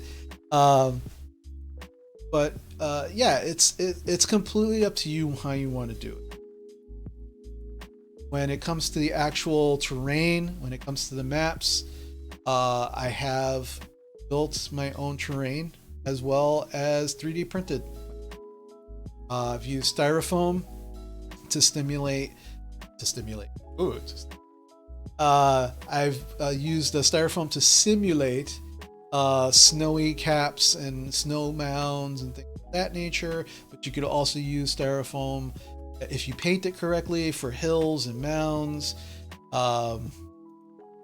You can, there's always so many different things that you could use items for. Cardboard, all that stuff. But again, I've 3D printed a lot of the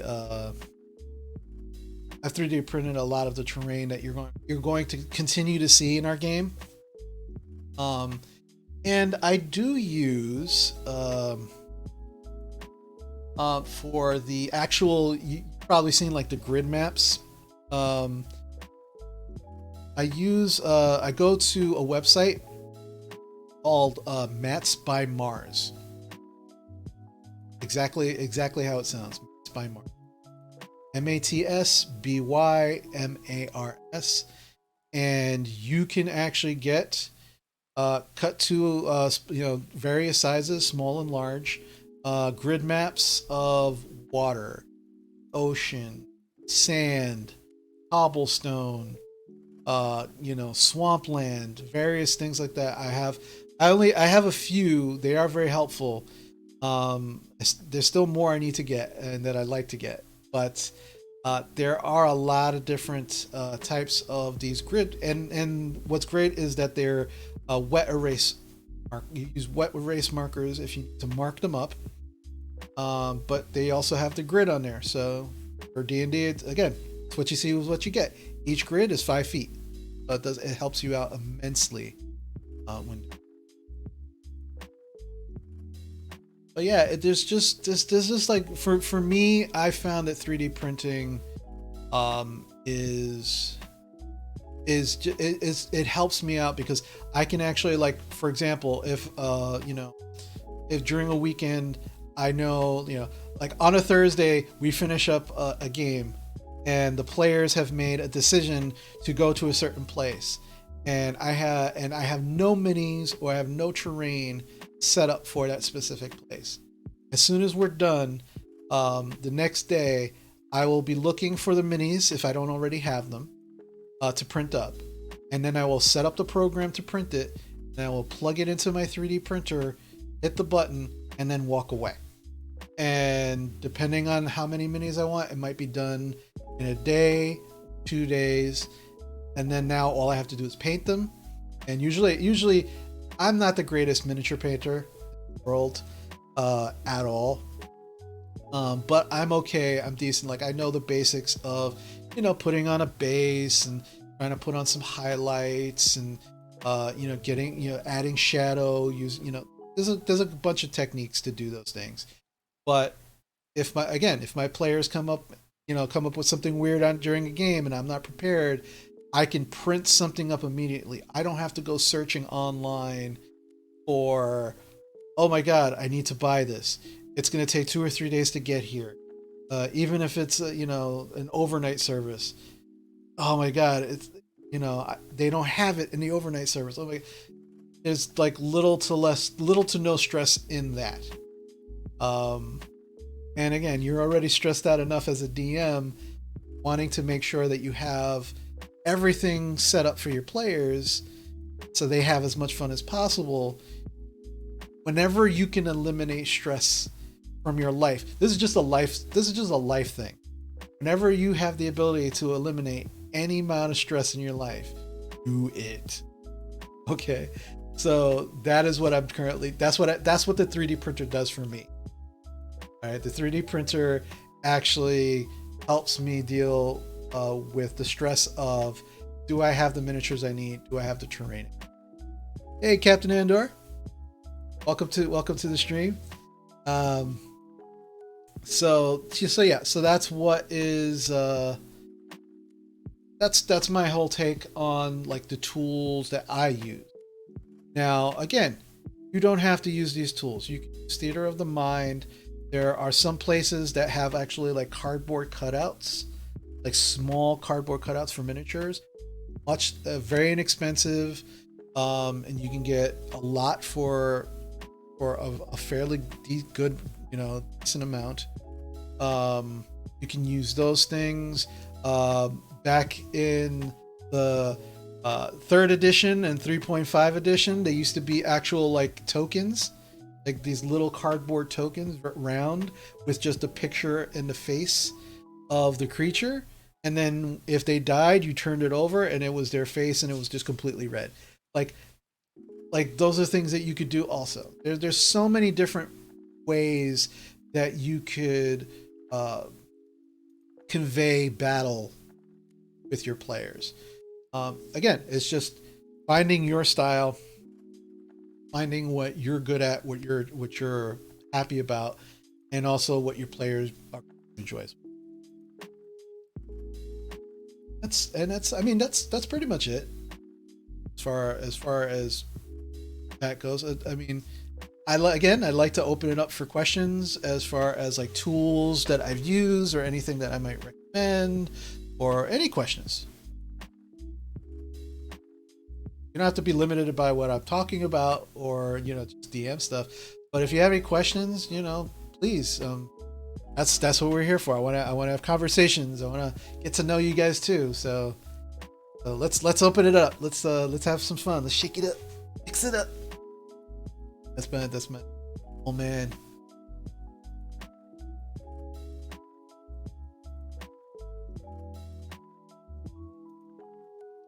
So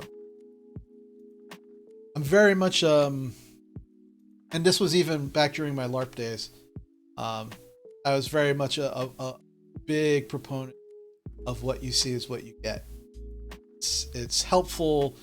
It's helpful as a game runner. It's also a player. Yeah.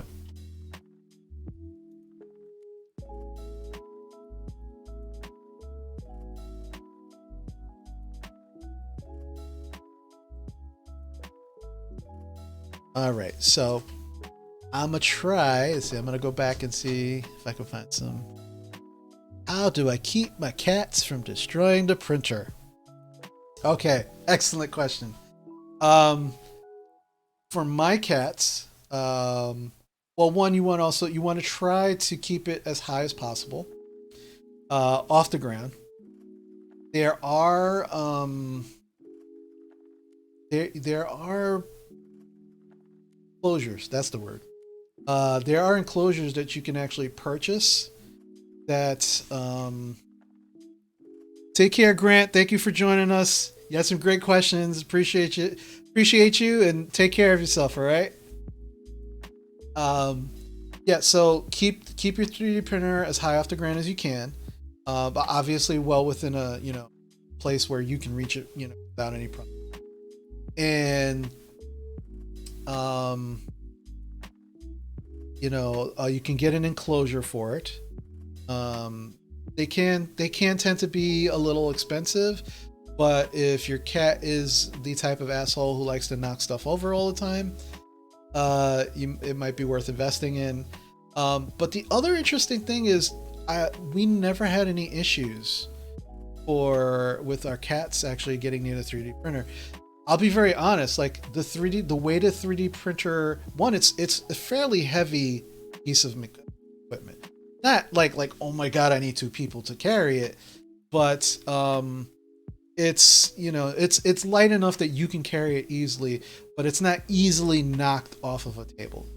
But if I had to guess the reason why our cats haven't touched it, is because it has a lot of openly, violently moving parts. And in my experience with cats, they generally don't like something like violently coming at them or moving around them without the ability to control it.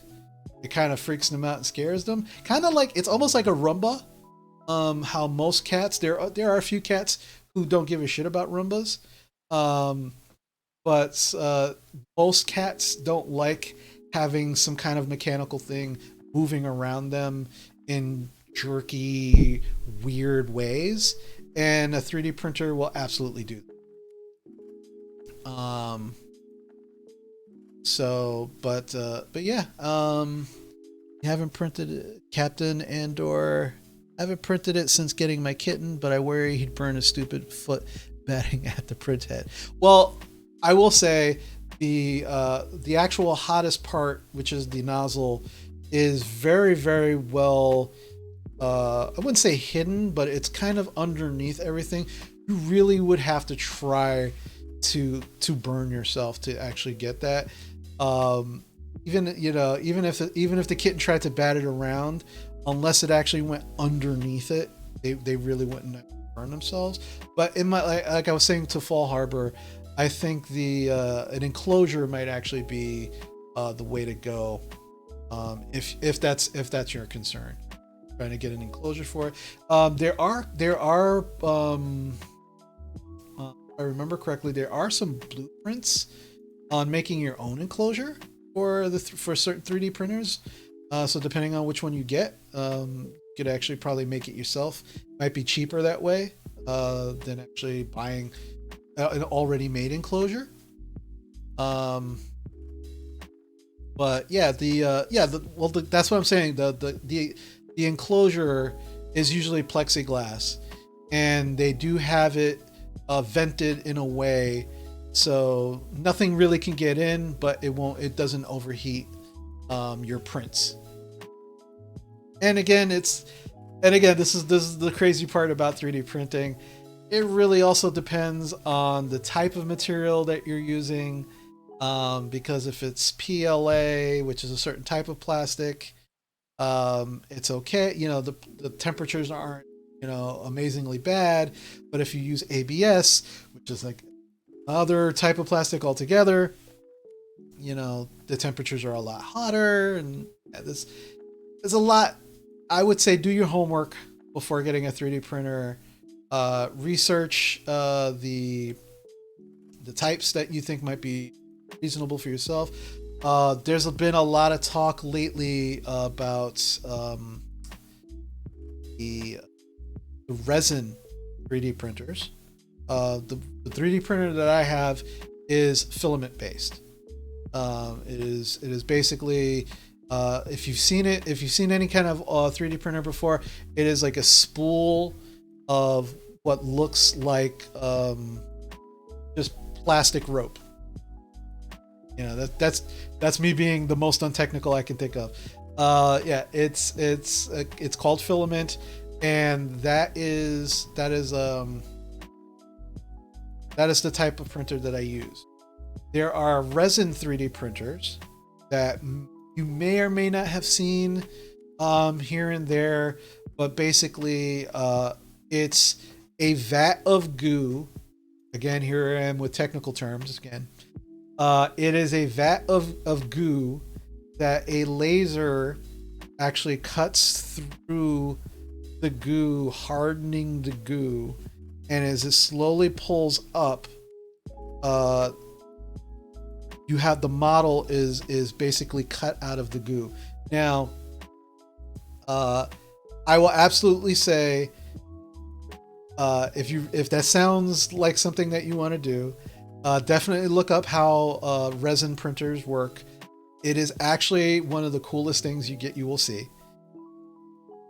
The upside to it is that they give a hell of a lot better detail. You almost get store miniature quality from a resin printer, a resin 3D printer. Sometimes even better. That's how good resin print. The downside is that the goo I referenced smells and can be toxic if you are around it and inhale it too much, which is why you always use some kind of facial protection. And in all honesty, whatever room you put that resin printer in, that room will belong to that printer, and nothing else should be in that room because of the toxicity of the goo, the resin. So yeah, it's really, do your homework, do your research. It's really up to you which one you want to use for minis. But again, the reality is this. The 3D printer is only going to be as good as how many minis are available for you. And right now, again, playing D&D, there are a lot of minis available because there are a lot of 3D modelers out there who love to game, and this is what they do, and they want to contribute to the community, and this is how they contribute. But if you decide that you're playing some other type of game, or 3D, everything I just said is just too much. Filament, resin, goo, enclosures, all of that stuff is too much. Then maybe you just need to start slow, and just slowly start building up your miniature collection. Purchasing the miniatures. And I will always say, when you can, definitely start your collections with local gaming stores, because gaming stores will have an existing like, almost, I wouldn't say bargain bin, but you'll find miniatures that probably aren't sold anymore, and probably at very, very, very inexpensive prices that will help you build. Sometimes they're trying to get rid of miniatures and they sell them at discounted prices also. And that's a very, very good way, very quickly start building up your miniature army for your games. But yeah, it's a lot of decisions to make if you want to be a dungeon master. It's so much simpler as a player. You know, you have to, I'm gonna decide what my character is. That's the mini I get. Done. Right? Not so much with a DM. DM's got to be like, I need all the minis. And that's how it works. So yeah.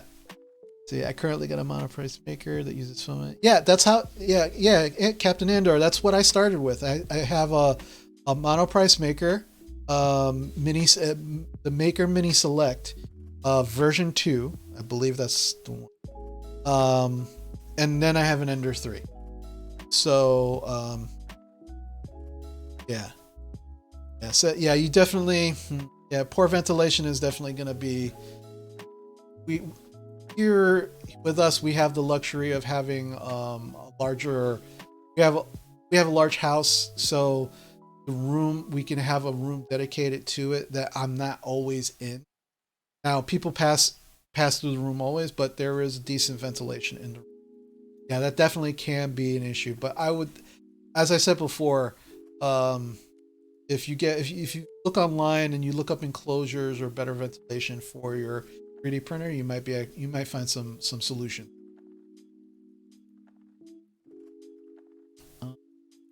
Yeah. So I think that pretty much covers like the tools that I use. It sounds fancy, it sounds like a lot, and it is. But the reality is, if you're going to try and DM, if you're trying to Dungeon Master, and you have none of these things, you can still be a Dungeon Master. You don't have to have any of these things to be a Dungeon Master. All you need is paper, pencil, pen. If you can't get a grid map, Graph paper works. Graph paper is super inexpensive.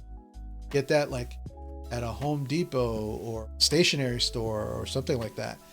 And then you can, me, I tend to take it the extra step, and I am the one that actually, I pay for everything when it comes to my players' minis and stuff like that. I don't expect them to pay for it because that's just me. That's how I do it. But normally, players are expected to get their own miniatures. Players should have their own player's handbook. Players should have those kind of things. And again, these are conversations that you should have with them as a DM. So I tend to I go a little overboard because, again, I want to make sure that my players are having fun and they're not about anything other than playing. So I tend to go a little overboard, but you don't have to. All of these things are good tools, but that's all they are. It's just tools. As long as you have, this and, your outline and you have notes, and that's pretty much all you need. And your players. You need players. You absolutely need players. But that's pretty much all you need. All of this other stuff is just extraneous. It's good to have. I'm not gonna lie, it's good to have. But you absolutely you still have a lot of fun.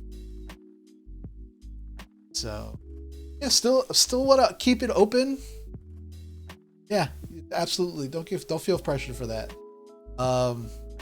Still everything I like to, as we're getting down to it, we still have a lot of time. So if you want to ask me some questions, you want to make some comments, want to know about anything outside of D&D that has to maybe do with me or the game or my players, we have some of the players in the chat right now who could answer some questions for you as well. Please feel free. That's why I wanted to do this. I wanted to get to know you guys. I wanted to interact like I can't during a D&D session. Some of you've probably seen, I hope you've seen that I'm also doing video game streams. For the month of Halloween, for the month of October, I've been doing some video game streams. I might continue doing video game streams after October, but not every week. I was only doing it apps and stuff. But I'd be interested in your thoughts on that as well. It's called Old Man Plays Old Games. I like old games. I'm that guy that like a year or two after the game's already dropped, that's when I buy it. Sometimes longer. But that's not to say I don't like new games. I absolutely do like new games. But I don't know. There's just something for me. It's like the anticipation builds for me. And even though people will tell, I'm hearing people all around me tell me, "Oh, this game is great, and this game and this game, and there's this and that and the other." I go, "Okay, yeah, I'm gonna play it. It'll be fun. When I play it, it'll be fun. Don't worry about it." All right, so I guess okay, well, the types of games I like to play, they vary. Like right now, the game that I'm playing for the Halloween stream is Team Fortress 2, because they specifically have Halloween. But like currently, I'm still playing Fallout 4, using a lot of mods to kind of keep the game new, fresh. I like me some XCOM games. Specifically XCOM 2. That's always fun for me. I did get the newer XCOM game. Was not thrilled with it, but those are some of the older games I like. Civ. I love the Civilization games, the Civ game. Would you ever consider doing a minis painting stream? It's the art category. Yeah, I could do that. Like, absolutely, I considered it. As I said, I'm not the greatest painter in the world, but I can always give like the basics of mini painting, how in theory it works, and yeah, I could absolutely do that. That's not a problem. I've absolutely considered it. As I said before, we're still kind of rolling things out slowly, and trying to get the ball rolling on the stream with the various content that we have. Obviously, we started with the D&D game, doing kind of the Q&A thing here now, streaming some video games. Definitely want to kind of go back to my roots a little bit and also start highlighting other creators in the gaming community, people who have either created their own games or they're doing something awesome and or weird, or just like games in general that people might not know about. Thinking about doing stuff like that. So yeah, again, like I said, I want to kind of go back to the roots of what Old Man and Skinny Guy was, the podcast that I started, and kind of like do some of that to kind of start adding. One of the other things, talking about, kind of going back a little bit with the 3D printing and the D&D and everything. We are, and again, look for this. I don't know when we're going to do this, but I know that we are. This coming week, this Thursday, we are actually doing our first giveaway. We are giving away the D&D starter set. We're going to be, you get a chance to win the D&D starter set, which is the Lost Mines of Phandelver campaign.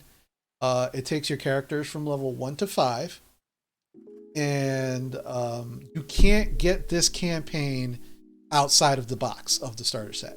It comes with the starter set. You have to get the starter set, and it is a really good campaign. I was pretty amazed with how well this level 1 through 5 campaign was put together. It's fun. It's a lot of fun. So that's this Thursday. But future giveaways.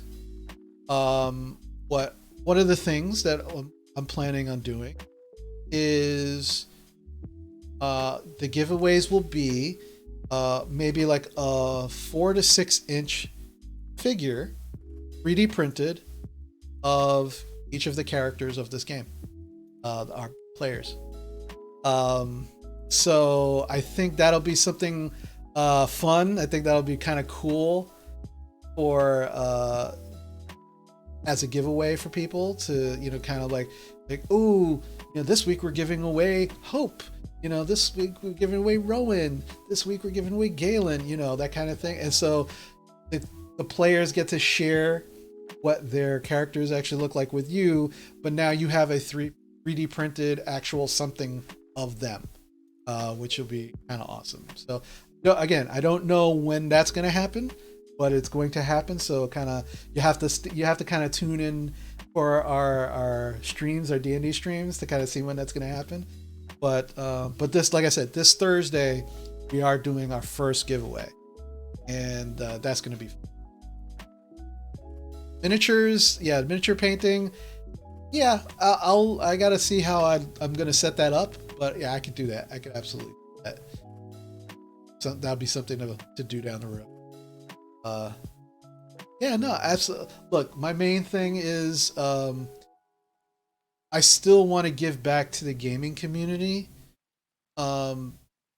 because a lot of the good things that have happened to me, mostly in my life, have happened because of my experiences. And so all I'm really trying to do right now is kind of give back, and in the way that I can.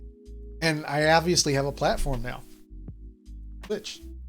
Um, so so this is going to be a good way. Like I said, this is going to be a good way for us to all have fun, to build a really really great community of caring individuals who are willing to share and inspire each other. That's really what this is all about. And right now, the way we're doing that is through D&D, but it might be other games, the other tabletop. Um, we're definitely down the road, already in the works. I can't give specifics right now, but already in the works. We're looking at doing a limited run games to stream. We're looking at one shots to stream as well. And some of these will be with people that I've known for years in the cosplay and the LARP communities, and there might be maybe opportunities for some of you to play with us. Who knows? But again, I can't get specifics because we're still working on these. So once we have specifics, you'll all be the first to know how these things are going to work. But yeah, I mean, but we only just made affiliate like what, 2 weeks ago. So we're still kind of rolling these things out. We're rolling them out as quick as you can. But we are definitely we're definitely, things are in the works. Fun things. We'll see what happens. We'll see what happens. Yeah. I am absolutely, as I said before, I'm absolutely thrilled with how things are turning out. I am so happy with support that you're all giving us. Like, that is, like, it's super super amazing to me. Very humbling. It really is very humbling for me. And so you want to give, just like I look forward to uh how the reactions that all of you have for all the content that we're putting out. Like, it makes me feel good to see that you're enjoying it and you're being entertained and you're having a good time with us. um it makes me want to come up with more ideas, better ideas. And so yeah, so the input is not only appreciated, but so the more we talk to each other, the more we learn from each other, the more we get to know each other. um that's what I'm looking for. um everything that I try to do, I want to,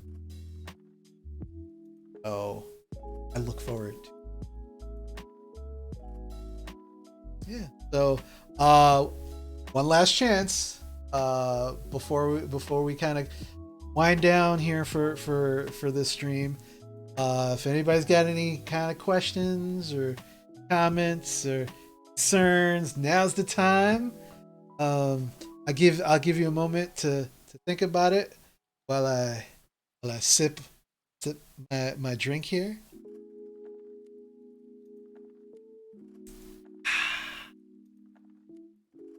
It's good. No, it's not actually Sam Adams. It is. I'm not gonna show it because I don't want to be thought of that I'm shilling for any. It is the Post Road Pumpkin Ale from Brooklyn brand, Brooklyn Brewery. Uh, it's good. It's really good. Uh, so yeah, good beer. It's good. It's good fall refreshment, as it were. Also love apple cider, but this is also good.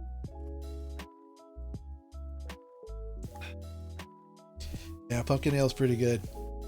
So there, yeah, yeah. It's there are a couple of ales. Like, there's the pumpkin beer, and then there's the Oktoberfest beer.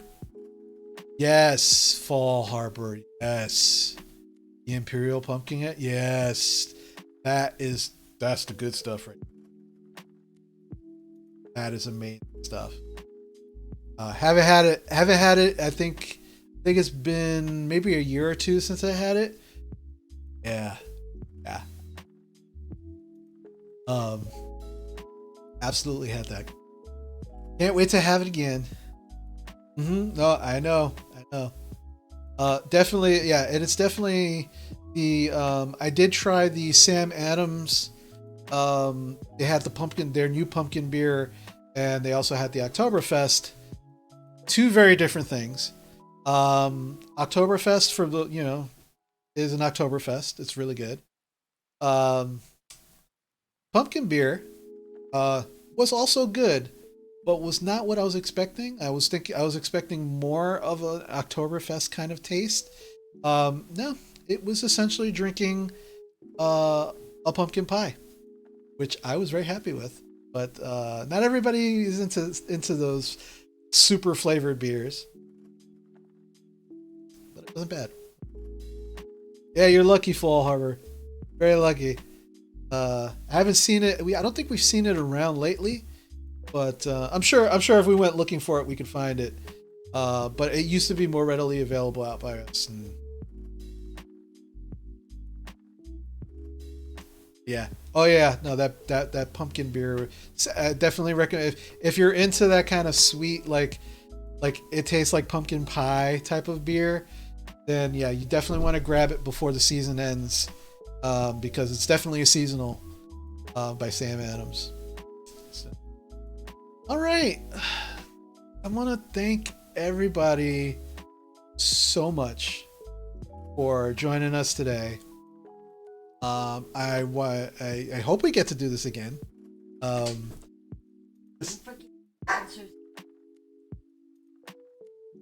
okay, yeah. So Mama. Here's the great thing.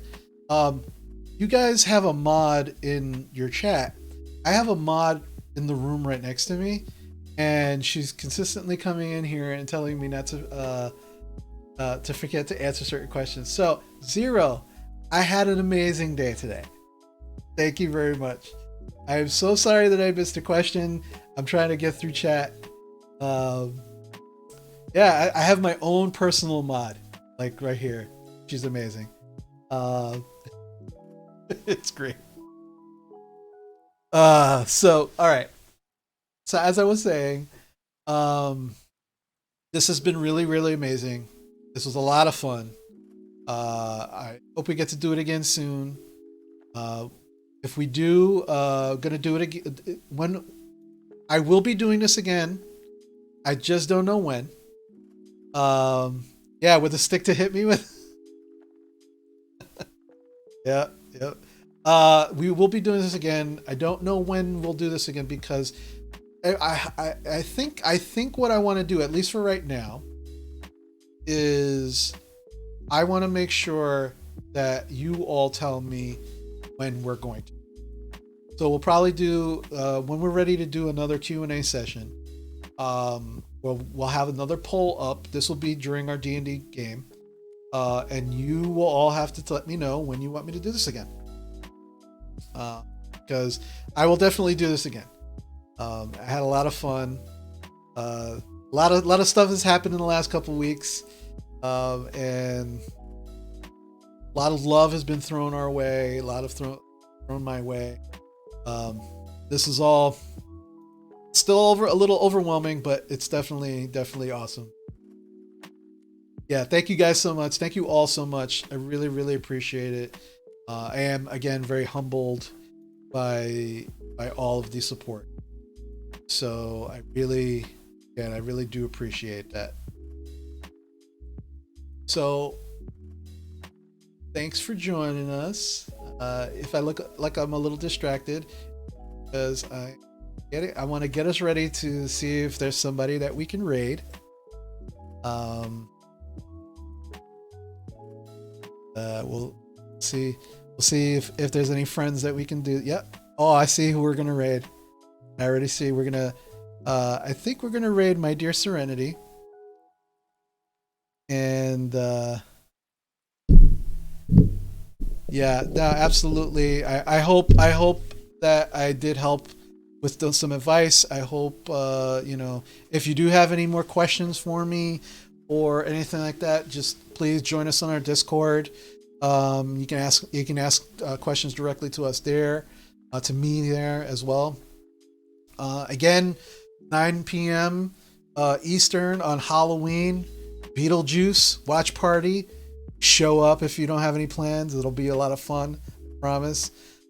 Even if you've seen the movie before, it'll be fun. If you haven't seen the movie before, oh my god, it'll be fun. So please join us if you can. We're gonna end the stream, but we're also gonna raid a good friend of ours, and we'll take it from there. So again, thank you so much. Take care of yourselves. Take care of each other. Be good to yourself and others. And we'll see you soon.